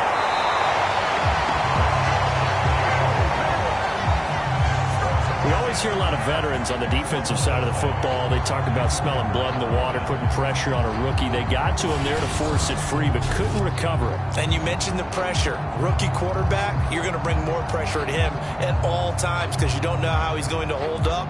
He was fortunate there. Luck was on his side, able to recover that fumble. The Eagles send out their punter now as the drive goes backwards, so he's on to punt it away. Fair catch signaled for and taken just shy of the 30-yard line. They call it 38 yards on the punt, no return. The Buccaneers offense ready to rock and roll again. Last time out, they had that long 50-plus yard field goal that they missed. And I'm sure on their sideline they're thinking to themselves, okay, do we still want to try one if we're in that position again? And I would dare say that the answer would be yes. They're going to have a lot of confidence in their kicker. But just to be on the safe side, I'm sure they told their offensive guys, can we get a little bit closer this time? Closer. Yeah, well, you know, I'd rather get in the end zone first and foremost. But if all else fails, less of a field goal attempt for him. They'll keep it on the ground. Godwin, and he will lose yardage back to the 34-yard line.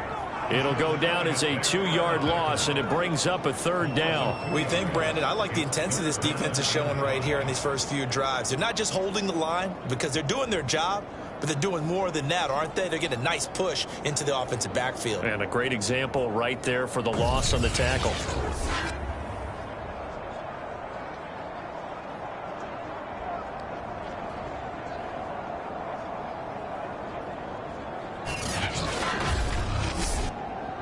This offense in desperate need of a conversion as they come up on third down. Now whistles here before the snap. Looked like one of the Bucs may have moved. So that'll back them up 5. And this offense back to needing 10 yards after the false start. 3rd and 10. Brady now to throw. Got his man complete over the middle. That's Evans. And he'll be taken down, but not before they work it across midfield. That was a fun one to watch right there. A nice in-breaking route and plenty of room in the middle of the field. And he was able to get behind the linebackers and grab the completion for a really good pickup. So from Philadelphia territory now, here's a 1st and 10 at the 48-yard line. Looking to throw. Brady. Pressure comes, and down he goes. The Eagles get there for the sack. Fletcher Cox picks up his 2nd sack of the afternoon. It has been a rough afternoon for him trying to get rid of the football. See, that's now 5 sacks. How'd you like to be the offensive coordinator, the offensive line coach trying to come up with an answer for this pass rush? What blocking assignments do you change? Can guys play a little bit better? And we're seeing the end result on the scoreboard. Long day in the pocket for their quarterback. Coming up now on a 2nd and 15 following that sack. And he'll give it here to his running back. And across the midfield stripe into Eagle territory. 1 quarter remains in this NFC Wildcard matchup. This, you're watching the NFL on EA Sports. The Bucs on 3rd down. They're at 50%, 4 for 8. This is 3rd and 10. From the gun, Brady, throw right side, taken in by Godwin. And he'll get this to the 40, but that's still going to be a few yards short of the 1st down. So they'll get 8 out of that completion, and it'll be 4th down. We can make this one pretty simple. Locked up all of his progressions downfield, forced to get it to his running back. But how about the way they ran to the football and knocked him down to force a 4th down?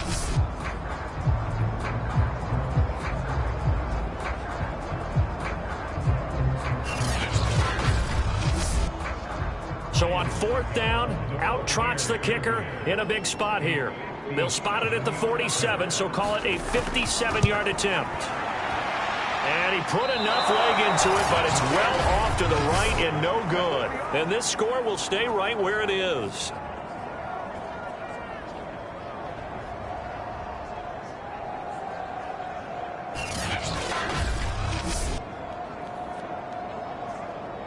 Philadelphia's offense ready to give us another look. And they are looking good. A 2-score lead here in this fourth quarter as they hope to capture a spot in the divisional round next weekend. So good starting field position for them here as they come up 1st and 10 on their side of midfield at the 47. And that one just an absolute killer. A chance to get this back within 1 score. All hope not gone yet. But at the same time, you're exactly right. They needed to get back within 1 score and have a motivated defense take the field in order to get it back for them for one last big drive. Well, that'll be incomplete. Well, he took a shot as he let that go. And it's going to bring up a 3rd down. They have to like what they've done defensively here at the outset of this drive. They forced a couple of incomplete passes, bring up a 3rd and 10. Don't be surprised to bring a little pressure on this snap. And this won't be enough. A good secured tackle, and they stop him a few yards shy at the 46. They get 7 there, but it brings up 4th.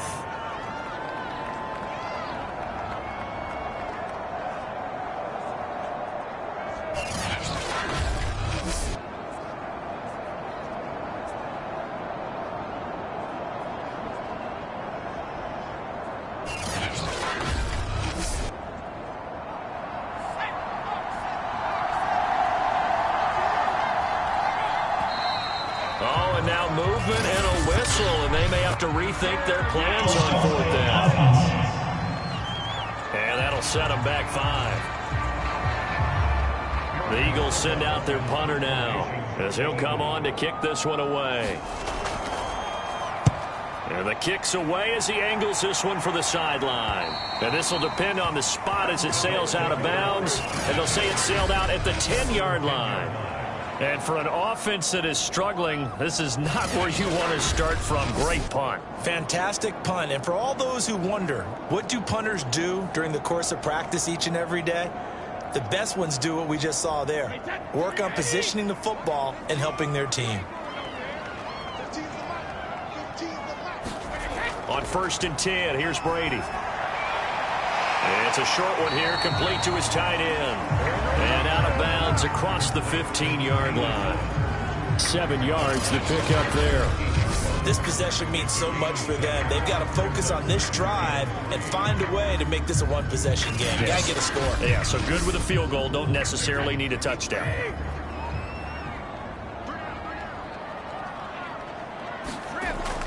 On 2nd down, Godwin. And he'll go down just shy of the 25 at the 24-yard line.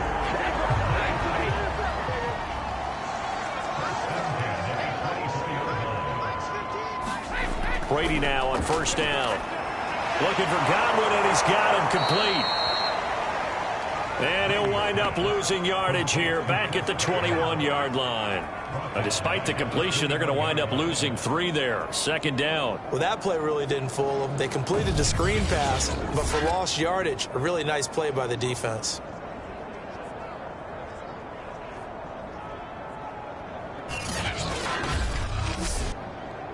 13 yards remaining on 2nd down. Operating from the gun. Brady. Completion left side to Miller. And they'll get 9 there as that sets him up better for 3rd down.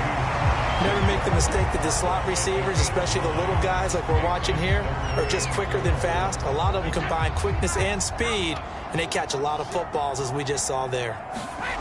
From the gun on 3rd down, Brady. Pass incomplete, but the flag in the backfield, and this might be a roughing call.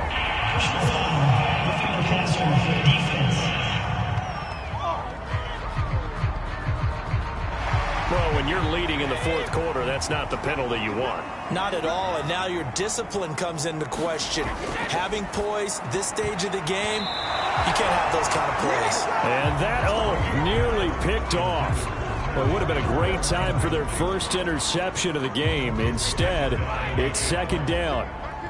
After the incomplete pass, here now is 2nd and 10.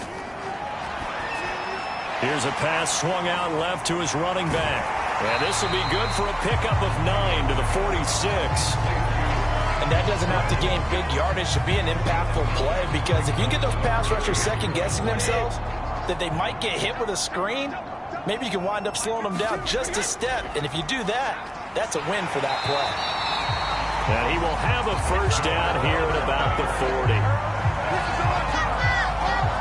Now, yes, a two-possession game, but a good chunk of time on the clock, so they have the ability still there to run it on second and short, but maybe they need to pick it up a bit. You're right. They did pick up the first down there, but as you mentioned, they have to pick up the pace now because it's a two-possession game. They've got to get there twice to make sure they have a chance to win.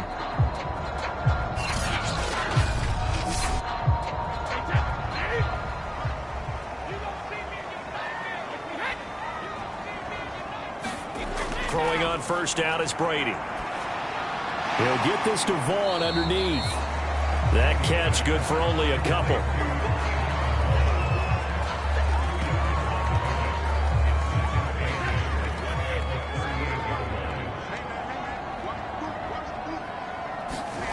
Looking to throw again on second down. Brady, and that's complete to Adams. And he works it past the 30, almost to the 25.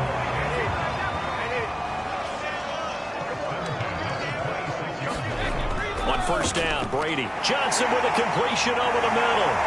And down inside the 15 he goes.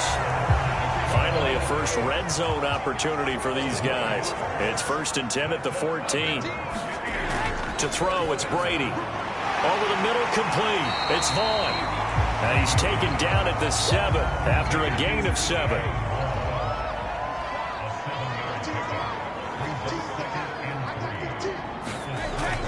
On second down, it's Vaughn. And he's into the end zone for a Tampa Bay touchdown. Keyshawn Vaughn taking it in from 7 yards away. And the Buccaneers have made it a one-score game again here in the 4th. So it was the passing game that got him down here, but closer to the goal line, it's the running game that gets him home. Certainly appears that they lulled the defense into thinking that the passing game was going to be it the entire drive. Nice change up there going to the running game to get him over the goal line. Ryan Suckup on for the point after.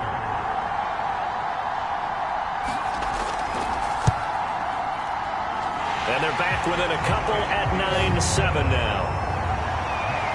That one in the books as a 12-play drive. And in the end, it's capped off by a 7-yard run.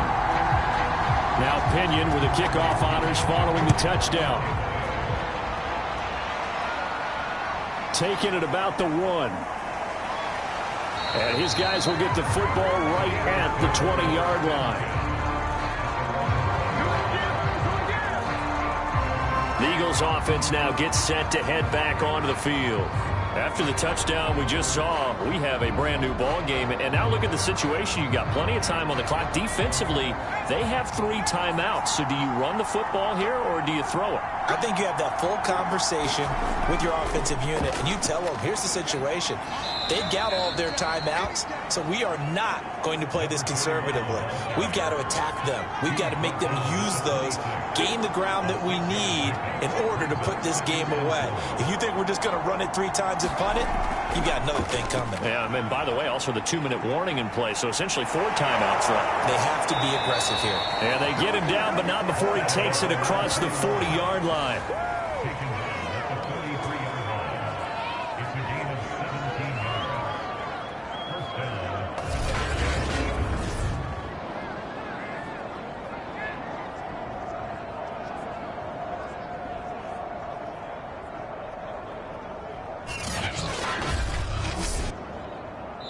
2 minutes remain, and that's our score differential as well. 2 points here in the 4th quarter.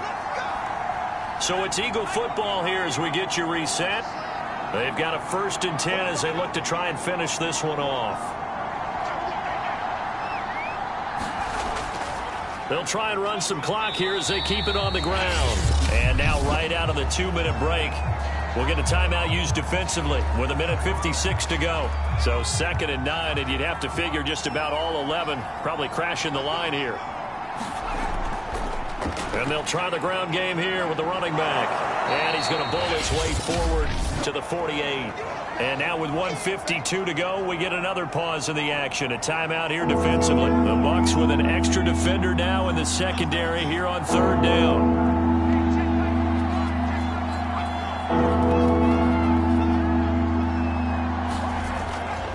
look to throw. Able to complete this to Chenault. The Bucs forced to use their third and final timeout.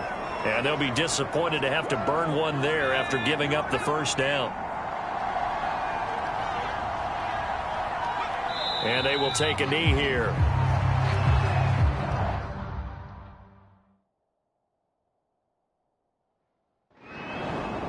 And the Eagles season will continue at least one more week. Thanks for watching, and so long, everybody.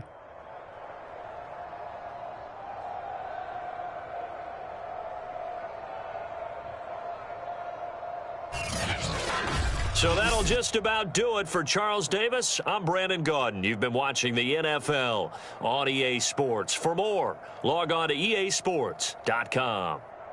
With that, we say so long from Tampa.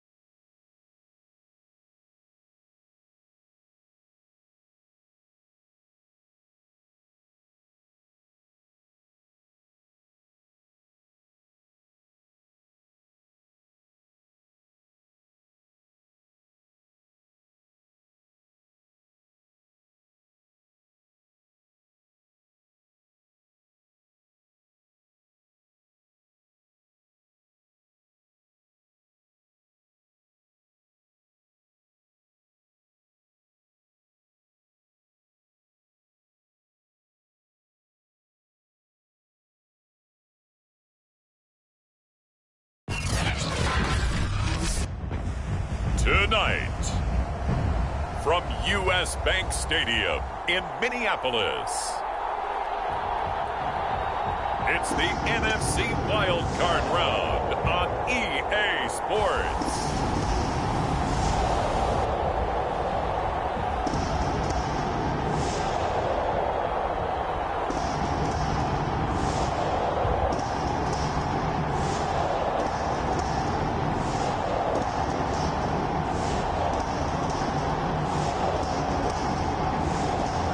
The Minnesota Vikings taking on the Carolina Panthers. It seems like only yesterday we were here for Super Bowl 52 and now back for the road to the Super Bowl here in the Twin Cities at U.S. Bank Stadium. Tonight we continue with Wild Card Weekend with what should be a great one between the Carolina Panthers and the Minnesota Vikings.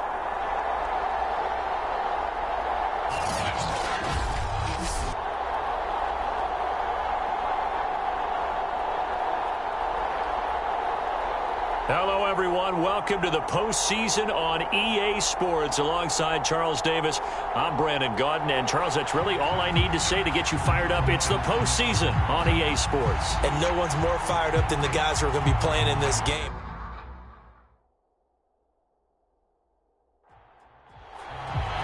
Win or go home is the mantra, and off we go. We're underway in this NFC wildcard game. Taking it about the 1. And he'll get it up just past the 20 as his guys will go to work at the 21-yard line. So here are the Panthers now for their opening drive. And they'll be led by their 5'11 quarterback, and a mobile one at that. From Temple, it's P.J. Walker. Let's face it, it doesn't matter if you're a rookie free agent or a 15-year vet. guiding a team to victory on the road in the playoffs, that's no small feat. And it's going to be really important for him to play mistake-free football. But equally important, create some big plays as well to give his team confidence that they can win. And he'll hope that this is not a sign of what's in store as he has to fight just to get back to the line of scrimmage. Now Walker. They'll set up the screen to McCaffrey. And they'll bring him down at the 27-yard line. They get 6. That'll leave them with 3rd and 4. I like it, I like it, I like it. Get everyone involved in the passing game, and you know you can create those great mismatches throwing it to your guys out of the backfield. And on the first drive, that can also help establish some rhythm, right? I think so, and gets everyone involved. They feel like they're part of it, and really gets them amped up as they go forward. That's caught by the big tight end, O.J. Howard. Well, this is going to depend on the spot, but it's not a very generous one. He looks to be about a yard or so short. Obviously, they didn't get everything they wanted on that completion, but they put themselves in a spot where you've got to at least think about going for it. I know where we are on the field, but still, you've got to think about it, don't you?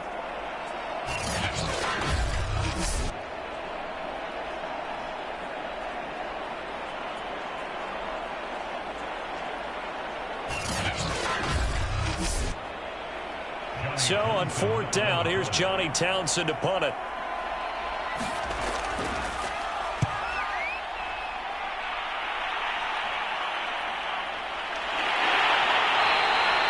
Going to be a 43-yard punt, just a single yard on the return. And the Vikings will take over here 1st and 10. So here's the Viking offense making their way out. And we get a glance here at their leader, the man who will be calling the plays under center.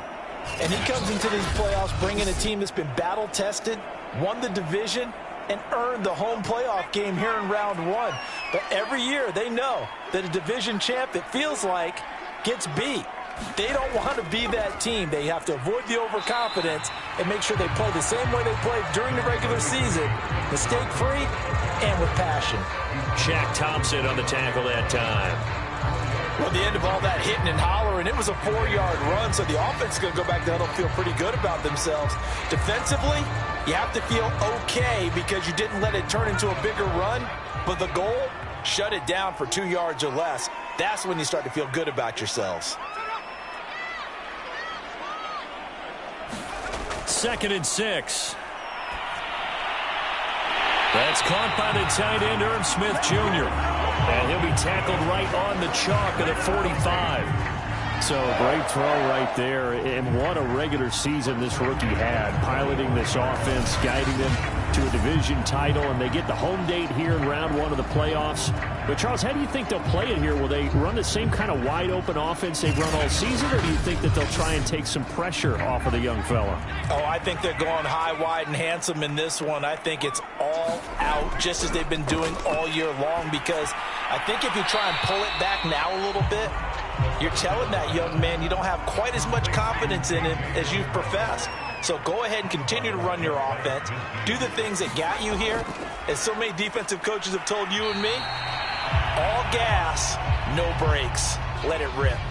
Now after the running play, we've got a man down on the field. While the trainers take a look, we'll step aside.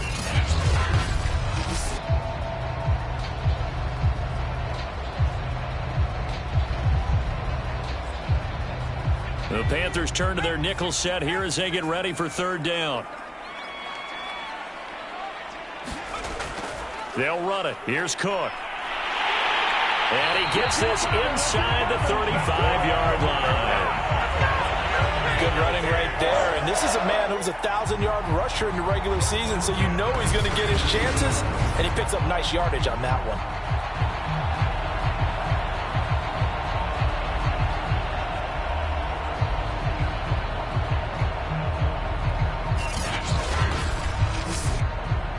Following the good run by Cook, here's another 1st and 10. He'll drop to throw. And this will be incomplete. Physical play on the football there, and it's 2nd down. Have to give some credit to the defender on that when he read all of his keys perfectly and got a great break on the ball and able to force that incompletion. So now 2nd and 10 after the incompletion on first down. They'll look to throw here. That's to Dalvin Cook, his running back. And he'll go down here right around the 23-yard line. 9 yards, not quite enough, and they'll be left now with 3rd and 1. Back to the ground, Cook. And he will have a first down at about the 21-yard line. If you make the stop there, maybe you hold them to 3 on this opening drive. They didn't get the stop. Yeah, new set of downs now. Now you're worried about, just as you pointed out, not just giving up 3, possibly giving up 6. Let's see what they decide to do here, because they've got to change up what they have been doing. It hasn't been working.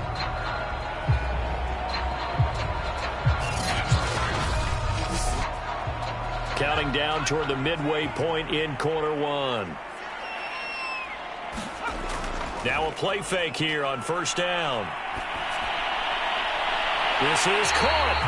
And they are able to stop him, but he does take it all the way to the 2. Well, he did everything but get him in the end zone there, but now they're set up. Golden opportunity, strong opening drive, and they're knocking on the door. And the way that they did it, now look where they are on the field. All right, this is naturally set up for a running play, isn't it? But with his ability to throw the football, his accuracy on this drive, you might want to think about a pass play in this situation. Interesting. Time to find out. So 1st and goal and an opportunity for our first points in this wild card game. And now some motion before the snap. And this will be our first penalty of the night's proceedings. Expect this from the visiting team when playing indoors, but not the home team. They're supposed to get all the advantages, right? The home crowd's supposed to help them. They forgot where they were, perhaps. Cook following the penalty. And he will score. Touchdown, Vikings.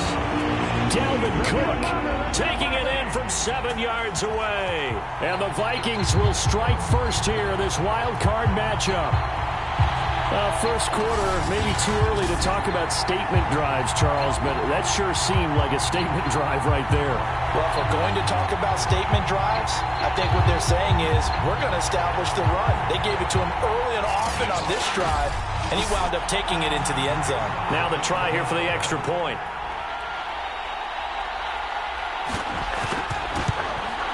He's got it, and the Vikings take a 7-0 lead. So that one a pretty time-consuming 10-play drive. And it's capped off by the touchdown run coming from Dalvin Cook.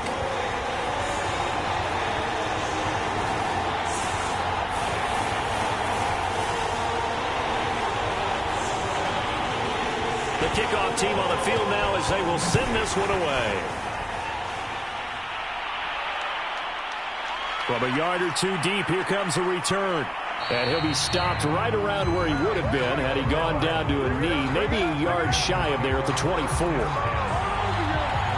The Panthers coming back out onto the field for their second drive.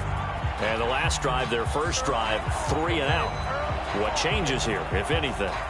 I think it's making sure the guys that you trust the most with the ball, the biggest playmakers you have, that they touch it on this possession to try and get things moving. So get it to the horses.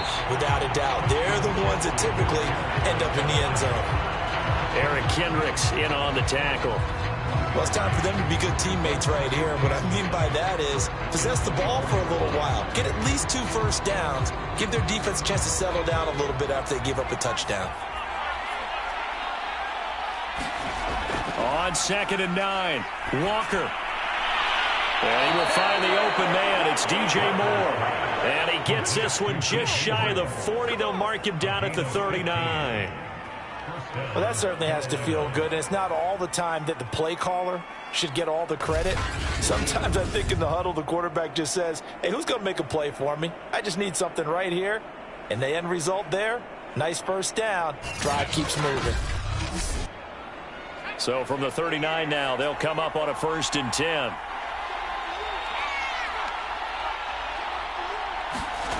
To throw is Walker. A throw for Galladay is going to be intercepted. Picked off by Harrison Smith. And he will take this one home. It's a touchdown.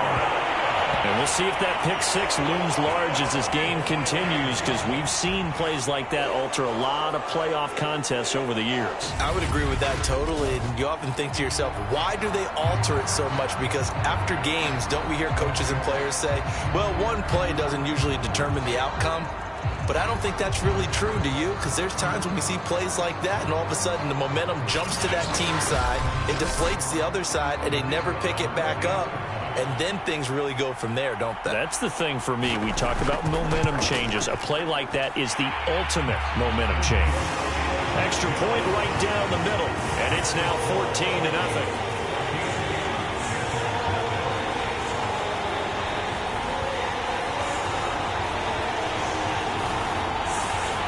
So they'll get another shot on offense following that pick six, and now the kick is away. And here comes a return from just beyond the goal line. And ultimately, he stopped right where he would have been if he had simply gone down to a knee at the 25. The possession of the football goes over to Carolina, and they just had that pick six. I guess the only positive maybe of them returning that for a touchdown. This offense right back out onto the field to try to make up for it. I like that because now it doesn't give them a chance to go to the bench and really settle, to sit there and kind of seethe over the idea that they turned the ball over previously. Right back out there, it's almost like hopping right back on the bike after falling over. See if they can get the ball moving again. Yeah, we'll see if they can do it here. 2nd and 6, just inside the 30.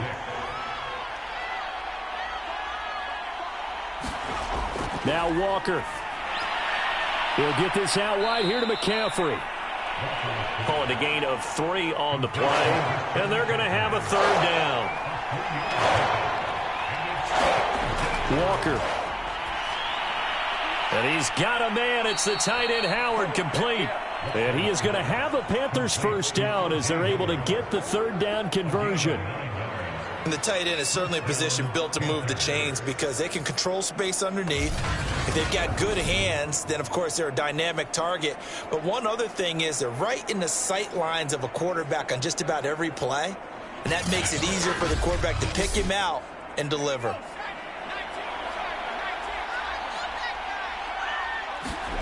And Walker now to throw on 1st down.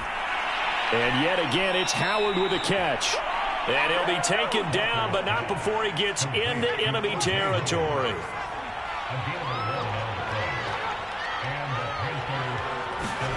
On 1st and 10, Walker. And he'll dump this off to his running back, McCaffrey. So the completion good for 7 there. And it'll make it 2nd down. A handoff left, McCaffrey. And he'll go down here at the 35-yard line.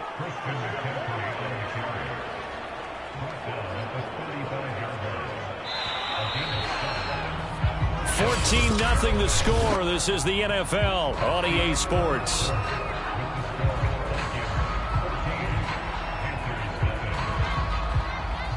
This offense finding its legs now. Here's another 1st and 10. To throw is Walker. That's caught by Howard. And he was able to shed 1 tackle but could not get away from there. 5 yards remain on 2nd down.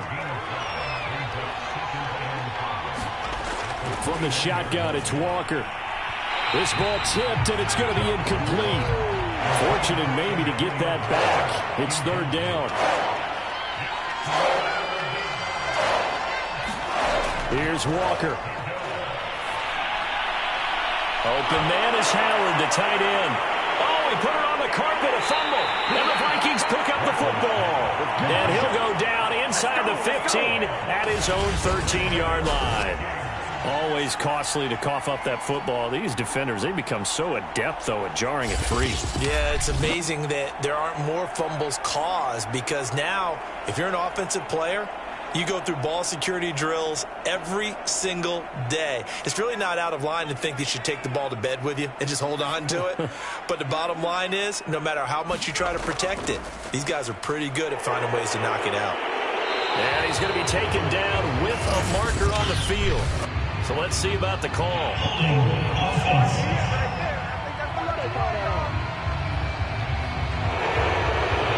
Some holding over on the left side of that O-line. And I know for the guys trying to move those big defensive people, they'd love for them to stay in one spot. But they move around so quick and so fast that sometimes you just have to grab them. And that is incomplete. Oh, the coverage a little too good there, and it's second down. On second down, Cook. And he's going to be met at the line of scrimmage and taken down. And some secondary help here for the defense in the nickel on 3rd and long. They'll drop to throw. This one complete to Jerry Jeudy. And this effort won't be enough as they rally up to stop him a couple of yards short. They get 15, but they still needed a little bit more. 4th down. There's another example what defensive coaches constantly preach, not allowing any run after the catch. They gave up a few more yards than they wanted to, but they were able to get him down quickly and force a 4th down.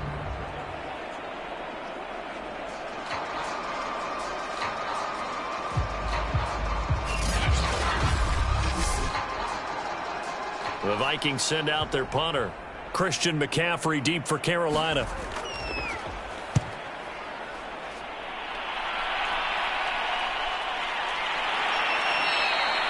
It'll be a net of 39, 41-yard punt, 2 on the return. And the Panthers will take over now, 1st and 10. DJ Moore, the Carolina offense, about to take over once again. They've got to be thinking, how can we get him a little bit more involved here? Second quarter, you're down, and really, he's been out of the mix. I would agree with that, and oftentimes you hear, well, we're just taking what the defense is giving us, but sometimes that's just not good enough. Sometimes you have to take what you want, and that means getting him the football. Yeah, so far just a single catch in this game. Now, after the running play, we've got a man down on the field. While the training staff takes a peek, we'll take a break.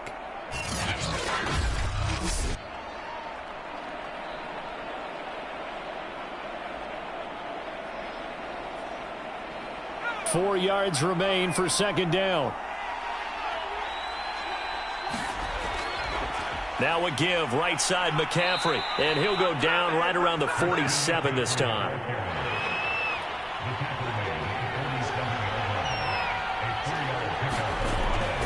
On first down, this is McCaffrey. And he's got it across the midfield stripe and into Viking territory.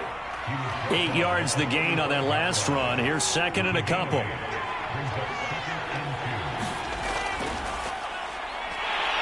And a penalty flag down as he gets only about a yard.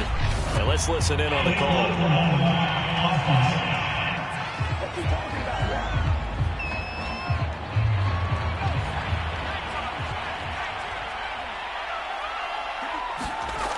Working out of the gun here, Walker. Man open left side is Brown. And he's able to take it across midfield before going out of bounds. The Panthers on third down. Just 1 for 3 thus far. This time it's 3rd and 3.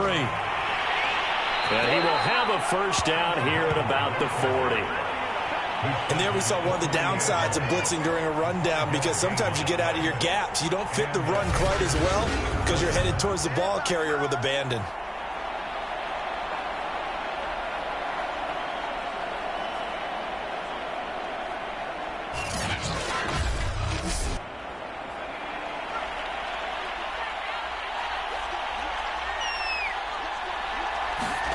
First down, Walker. This will be caught by Brown. And he gets this to the 35. Good for a gain of 5.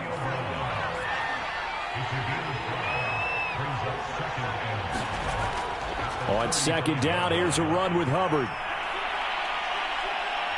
And he's going to be taken down here with a penalty flag on the field.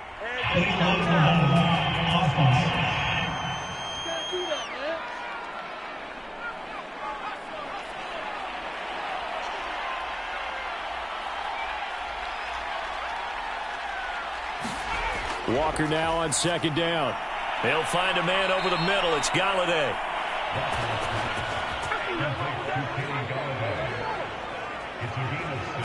One thing you're hoping for when you run drag routes, you're able to hit a receiver in stride, and he can pick up a lot of yardage after the catch. But in this situation, the defense was effective, able to stop him before he could get a good head of steam going.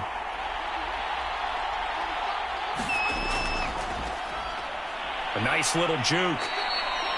Now whistles here, and it looks like we've got a Panther that's having some difficulty down there getting up. While the training staff works on him, we'll step aside and be right back.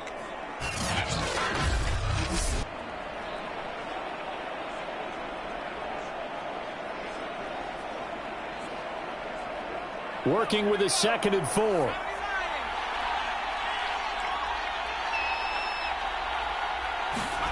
Off the play fake. Walker. Got a man. It's Brown. And he takes it down to the 10-yard line.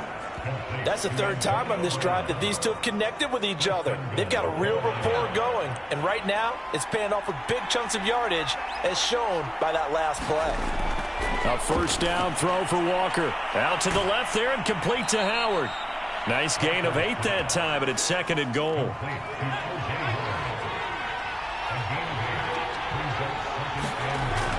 Walker now. And it'll be caught in the end zone for the Carolina touchdown by DJ Moore. 2 yards on the touchdown there. And the Panthers are able to get this back within a touchdown. There was no going through the progressions on that touchdown pass. Yeah, nor was it necessary. His receiver won that route early, presented himself. No reason to wait. Go ahead and put it on him and score a touchdown. Point after, right down the middle. And that'll cut the lead down to a touchdown. So that one a long 11-play drive. And Carolina scores to cap it off. The kickoff unit is out on the field, and they will send this one away. This will be fielded inside the 5. And it's a pretty good return here as he'll get this up to the 29.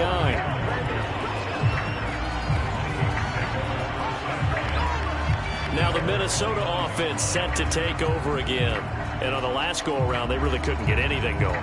They had to punt from deep inside their own territory, which means you're going to lose the field position battle as a general rule. What they're looking for now is a little more consistency, move the ball at least a few times on offense, get a couple of 1st downs, and hopefully flip the field. Yeah, just something to build off of. That's what they're looking for here. It's a 6-yard pickup, and it gets them to 2nd and 4. Solid running there. And, CD, we hear so much about what it takes to win in the playoffs. Most people like to include having a strong running game in their assessment. And with this man in the backfield, this group has a strong running game without a doubt. Oh, I absolutely agree with you there, because in terms of yardage, he's a top 5 running back in the league. And in terms of impact on a game, the Panther rush too strong. They get there and take him down. Derek Brown busting through to get him for a loss of 6. Well, I think that time he just maybe held on to it a little too long, CD, because after a couple of seconds in this league, you know those defenders are coming. And how many times do we talk about complementary football? We usually talk about, does the offense help the defense? Does the defense help the offense? I think in this case, does the quarterback help out his offensive line? You only have a certain amount of time to get rid of the football. They can only do so much. On this play, he took them to the limits. 2 minutes to play here in this first half of the NFL playoffs. Coming up at the half, we remind you that we're going to do what we've done all year. We'll get you down to Jonathan Coachman in Orlando. Coach will have the lowdown of what's going on here in this wild card weekend as we begin the road to the upcoming Super Bowl. And this pass broken up. The contact well timed there, and now 4th down. So they're forced to punt on 4th as this one's away. 36 yards on the punt with no return. And possession will switch hands, 1st and 10. Now out comes their leader and the captain of this offense back onto the field. He's had a solid start to this game, but bottom line is they're losing, so he doesn't care about his stats. He just wants to right the ship on the scoreboard. He wants to actually increase his stats because he feels like if he does, that means things will get better for his team, maybe get him back into the ball game or into the lead. In these situations, I remember playing with a quarterback once where he actually ran out onto the field first ahead of everyone else just to say, guys, let's go. Try and create that energy, create that spark. Well, so far he has 1 touchdown, 1 interception. He'll be looking for that 2nd touchdown now. 8 yards to go on 2nd down.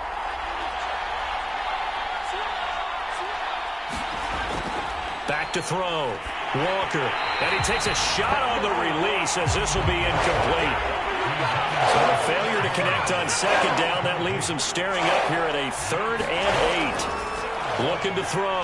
Walker. And he can't escape, and down he goes. The Vikings going to signal for the first of their timeouts as they'll head to the sideline and talk over what to do next. Here now, Johnny Townsend, as he'll punt it away for the second time. 46 on his first kick, this one in that neighborhood as well. Fair catch called for and taken right near the 30-yard line. So possession goes over here on the punt, and the offense will take over with a new set of downs. And you see Dalvin Cook and the offense heading back out. We're in the second quarter. They've got the lead. The lead, though, not so much because of the ground game, because of their air attack, Charles. So what they're seeing so far is the possibility of things loosening up later in the ground game. Through the air first, maybe they have to start respecting that even more as the game goes on, and then there will be running lanes to find later. Yeah, try to get him more involved here on this drive maybe. And they get him down, but not before he takes it across the 40-yard line. Good strong throw and catch right there. And so far in this game, the alleys have been open for them to get completions, and they're taking advantage of it. Now on first down, he'll drop to throw it. Setting up the screen for Cook. 3 yards the gain there, second down. Now another timeout called for by the offense as they get the stoppage with a little over 50 seconds to go in the first half.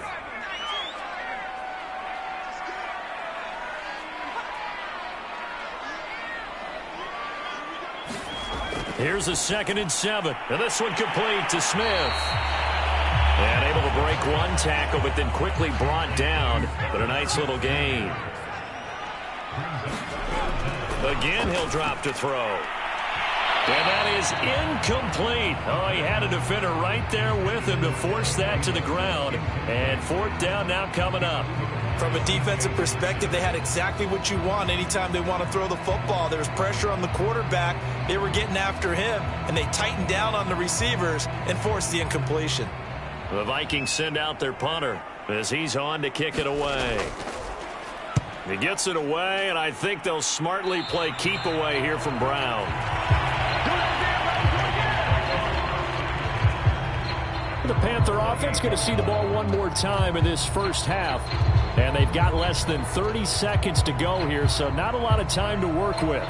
A little under 30 seconds to go. We'll see how they play it here on 1st and 10. Throwing to start the drive.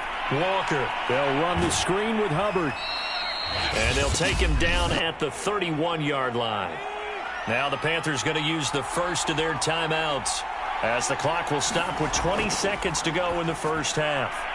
There's Trimble, the tight end. The Panthers going to use the second of their timeouts as it'll come with 15 seconds to play in the first half.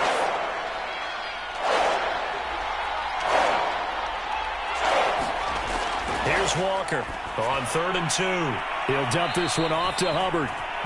And he'll be out of bounds after getting this one across the 40. But they certainly made a point of getting him involved in the passing game here in the first half. They must have seen something in the scouting that said, hey, we can capitalize on him getting the ball possibly in the open field. And I think in the second half, that may loosen up the defense a little bit to get the running game going back inside.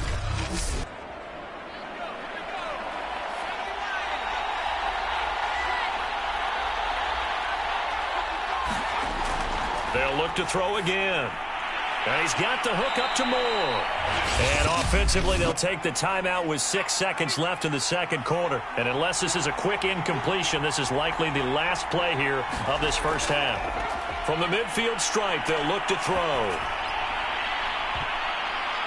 And a little floater there is incomplete. So we come upon halftime here in this NFC Wildcard matchup. As we'll send you down to Orlando, we check in with Jonathan Coachman for our EA Sports Halftime Report. Coach. Okay, Brandon, thanks very much. What a day it's been so far. This, the third of our Saturday triple header.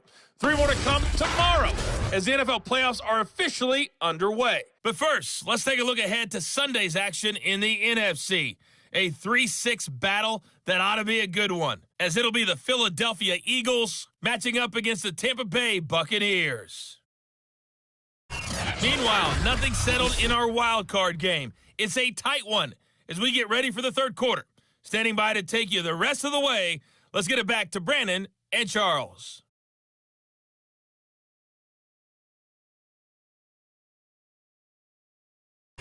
Okay, Coach, adjustments likely going to play a big role in this third quarter in what's been a tight contest so far. One of these two teams about to play their final half of the season as we're back at it in this NFC wildcard bout. And he won't quite make it to the 25. And the Vikings set to go on offense to begin the third quarter. And right now these guys, they're shuffling a little bit, maybe doubting, because 3 straight drives have ended with them punting the football away. Yeah, so you start pointing fingers at each other a little bit, asking a lot of questions. What are you seeing? What are you getting? Maybe trying to narrow down your playbook a little bit and maybe get simpler rather than more complex in order to try and fashion together a drive. Ball on the 30. They'll come up with a 2nd and 5. From the gun, it's a give to Cook. He works his way forward for a couple up past the 30.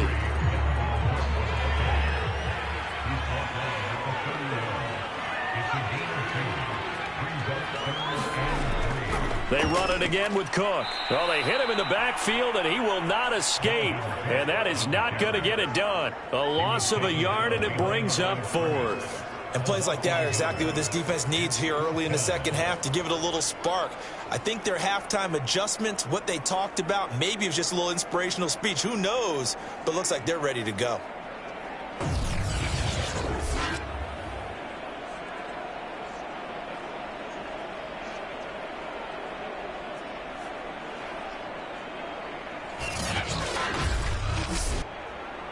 The Vikings send out their punter as he's on to punt for the 4th time tonight.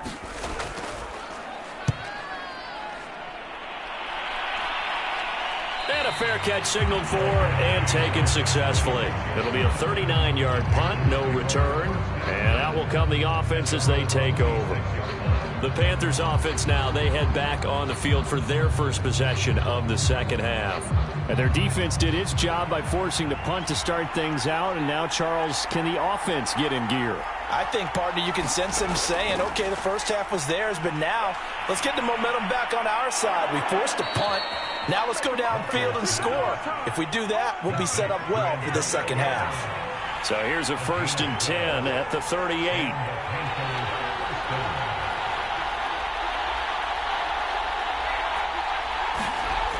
From the gun, Walker. He finds his man, complete. It's Moore. 7 yards the pickup there.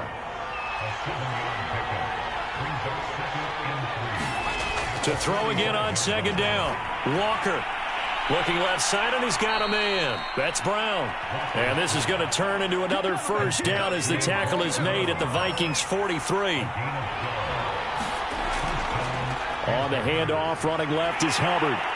And he's going to get stopped up quickly. Give him a yard down to the 43.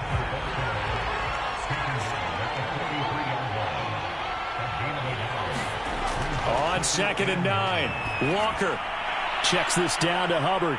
And he's corralled, but not before getting it inside the 35.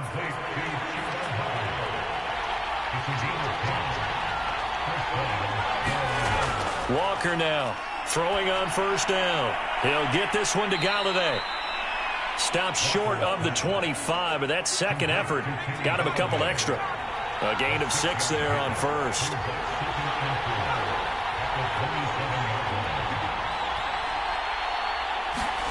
From the 27, Walker. Quick slant to Brown.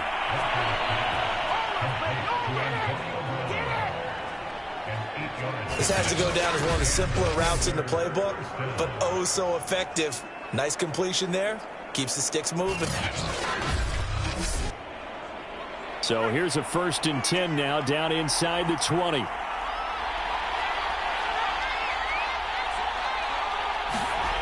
Inside the red zone here. They'll look to throw. Give him a couple on the scramble. It's 2nd down.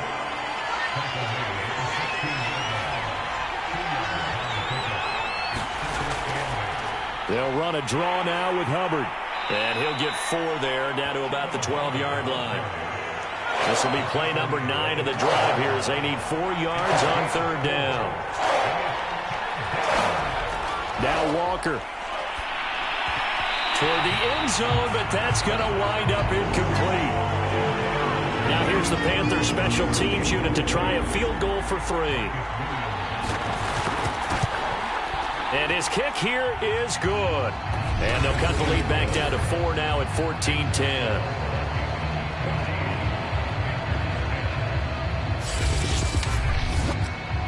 So the 3 points there, and CD, that helps them inch a bit closer. Yeah, partner, when you're losing, any points you see go on the board in your favor, you're happy to take them. Taking it about the 1. And he takes this near the 25. Just a little pass there. Call it the 26. Minnesota's offense takes over possession. And a tight game after punting last time. See if they can get something going on this drive. As they head to the field now, with the game this close, you've got to feel there's a sense of urgency for them going on offense right now. But they have to do it without letting panic creep in and affect their play. And that one drops down, incomplete. Good coverage there, forced the ball free, and it's 2nd down. A 10th carry in the game for Cook. And he'll fight forward to about the 27-yard line. They do get a yard there, but only a yard. Leaves them with 3rd and 9 looming. They'll set up a throw. And that nearly the pick that they needed. He couldn't pull it in, though, and it's 4th down. On is the punt team now as this one's sent away. 35 yards that time on the punt. The Carolina offense about ready to go. And last time they got 3 points, but it was a chip shot field goal. And when you go to the sideline after a chip shot field goal, maybe the offense not too happy. It's a balancing act, isn't it? Because you're exactly right. They're none too pleased that they didn't punch it in for 6 points. But they also have to remember they did put points on the board. 3 points is 3 points. And in this league, you take points when you can get them. Not easily done. 2nd down, another chance for Hubbard. And they see right through that defensively as he'll be hit and taken down in the backfield. It'll go as a loss of a yard, so now they deal with 3rd and 11. This defense is just flat getting after it. They have not given up much of anything in the run game. Case in point right there.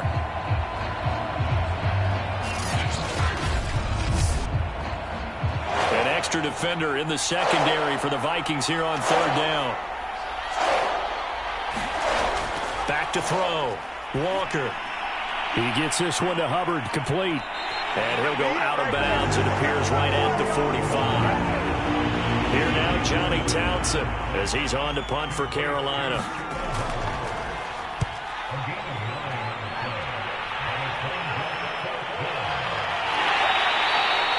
It'll be 37 yards there on the punt. Minnesota now ready for their next possession. And our game's hit a little bit of a lull here, a little bit of a snag. Punts on back-to-back drives. And old-school coaches don't necessarily mind that. Didn't turn it over, right? Didn't create a big play for the other team. Right now what you're looking for is Ken. Oh, that's into double coverage and intercepted. Jeremy Chin picks it over. And they're going to set up shop at the 27-yard line. Defensively that time, they were in zone coverage. As a rookie QB, what lesson can you learn there? Well, understand this. You saw zone in college, and the defensive backs reacted, but they don't react like they do on this level. So when they're in zone and they see the ball coming to them, they'll react at least a half a second faster.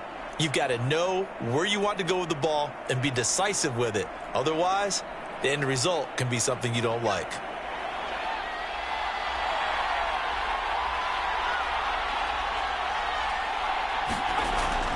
And they'll run on 1st down with Hubbard. And they'll get this down to the 10.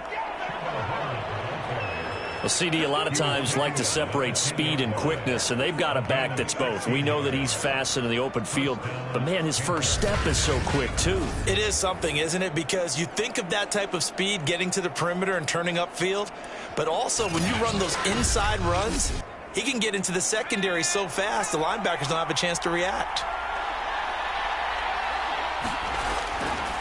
On first down, Hawkins. And he'll be brought down on what's going to turn out to be the final play of this third quarter. 1 quarter remains in this NFC Wildcard matchup. You are watching the NFL on EA Sports. Here's 2nd and 9.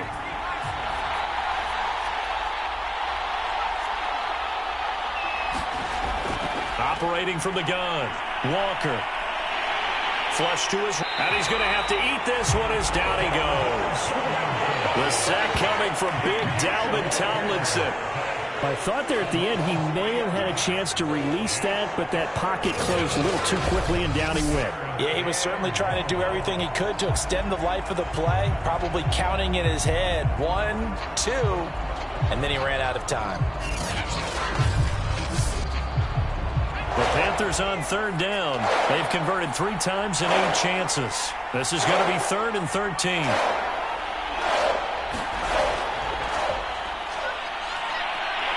And he'll be brought down well short of the first at about the 9-yard line.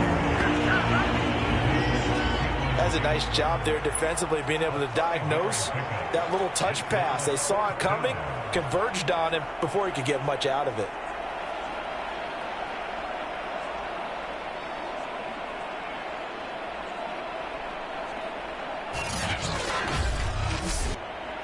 So on 4th down, out trots the kicker in a big spot here. From the left hash, a chip shot here. And his kick is good. And the lead is down to 1 now at 14-13.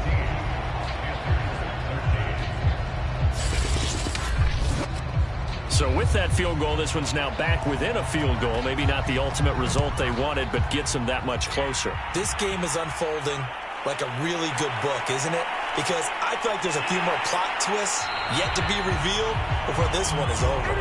And they'll get him down right at the 25-yard line, so the same result, and he opted for the touchback.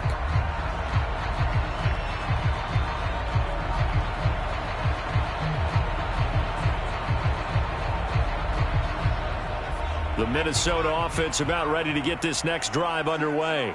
And last time wasn't pretty. 1 play and an interception. We'll see if they can do better. I want to see if they want to go ahead and throw the ball again now on this drive after what happened on the last one. Throw it on the first play. Give the quarterback some confidence. See what happens. And he takes us beyond the 35 before going out of bounds. So here's a 1st and 10 at the 38. First down, here's the run with Cook. And he's going to be stopped up quickly here. Just a yard up to the 39.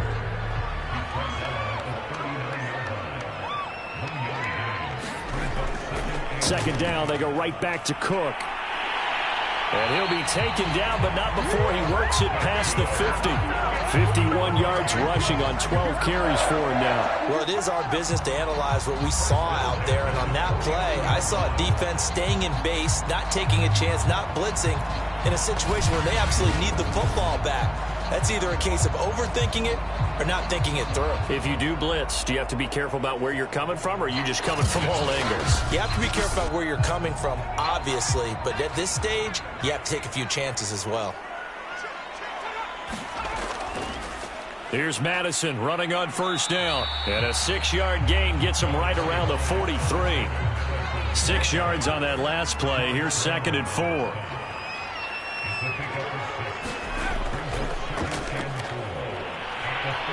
And he'll be brought down at about the 42. The Vikings on 3rd down, lacking much success, just 2 for 7 to this point. Here it's 3rd and 3. And they're going to have another first down as the tackle's made at the Panthers' 30.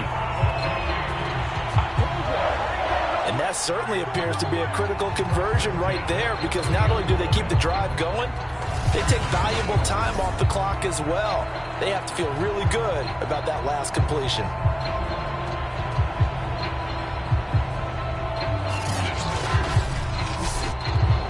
So signs of life in what's been a dormant offense in this second half. Here's 1st and 10. A give. This is Cook.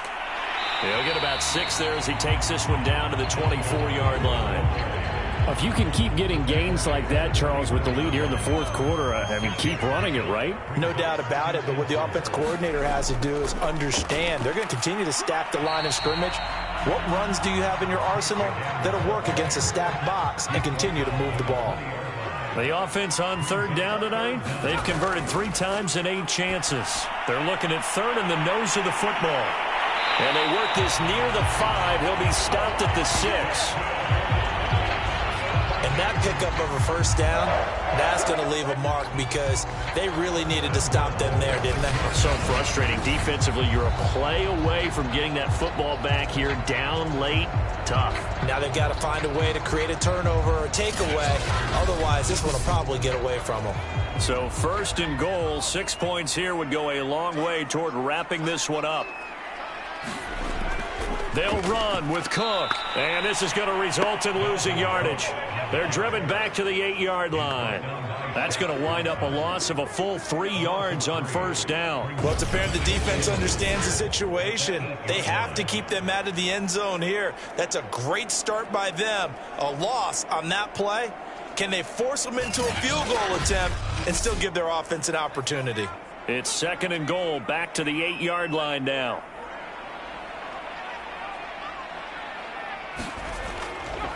They'll try and run some clock here as they keep it on the ground. And he'll be stopped just outside the 5 at the 6. Only a couple yards there, and that's going to set up a long 3rd and goal. Looking to throw. It's caught in the end zone. Touchdown, Minnesota. K.J. Osborne there to make the grab. And the Vikings are going to widen that advantage. Well, that was absolutely ideal for them, wasn't it? Trying to salt this game away. I think one of my kids just graduated in the amount of time they had the football. That was absolutely impressive. Everybody wants those salt away the game drives. What makes them successful? Well, when you're able to mix run pass, when you're able to control the football and stay ahead of the chains, I'm using every cliche I know, but that's how you get it done because you're not taking negative plays, and that way you're able to run what you want to run when you get a chance to call it. The point after is good, and that will ensure that it will take a touchdown and a 2-point conversion to tie it. Out is the kickoff unit as they run up and send this one away. Taken at the goal line. And he'll take it a yard or so past the 20, call it the 21. Here's the Carolina offense as they get ready to take over here. If they want to advance in this divisional round, look, obviously the time is now. Trailing here in the 4th as they go to work on a crucial drive, 1st and 10. Throwing to start the drive. Walker to the right and complete to Galladay. And he is out of bounds right around the 34. Working the sideline there. Good route. Mike Zimmer staring down our referee. He's upset. He's going to throw out the red challenge flag.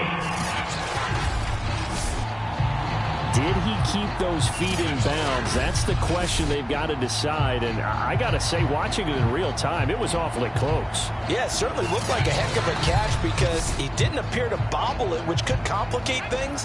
But even with the benefit of replay, that's pretty tight. Well, here's the call. They'll look to throw now on 1st down. Nowhere to go here. He lost the football.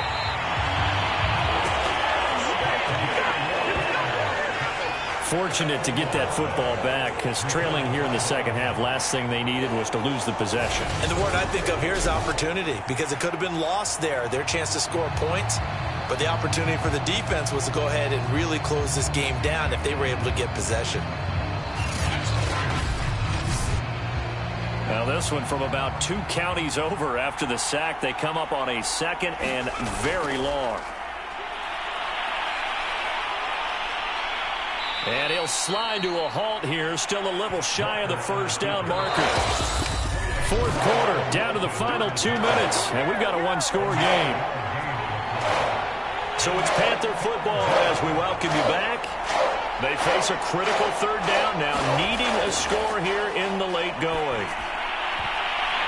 And a flag comes in as that one falls incomplete. Well, let's see who this is on.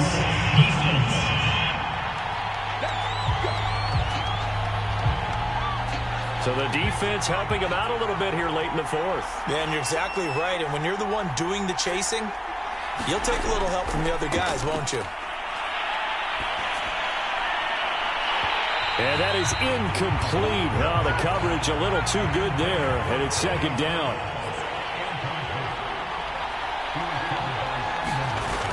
Back to throw. Quick slant, caught by Moore. And this is going to turn into another first down as the tackle is made at the Vikings' 44-yard line. Looking underneath and finding Hubbard. So give him 5 yards there on the pitch and catch. And that'll bring up second down. Back to throw. He'll get this complete to the running back, Hubbard. And he gets it down to the 32. And we've reached the 1-minute mark in this game. He'll look to throw. Open man is Galladay, complete. 7 yards, the pickup there. The Panthers got to go quickly. They're moving with a sense of urgency right now. Oh, no, he lost the football. They'll get to the line here, but remember, it's also third down. They'll look to throw. And this one is incomplete. Game on the line, season on the line. They're going for it here on fourth down. As expected, they're going for it to keep the drive alive. And it's incomplete. They cannot convert, and they turn it over. They had to go for it with such little time remaining, and as a result, their playoff run may end right here. So they'll come up 1st and 10 now from the 33.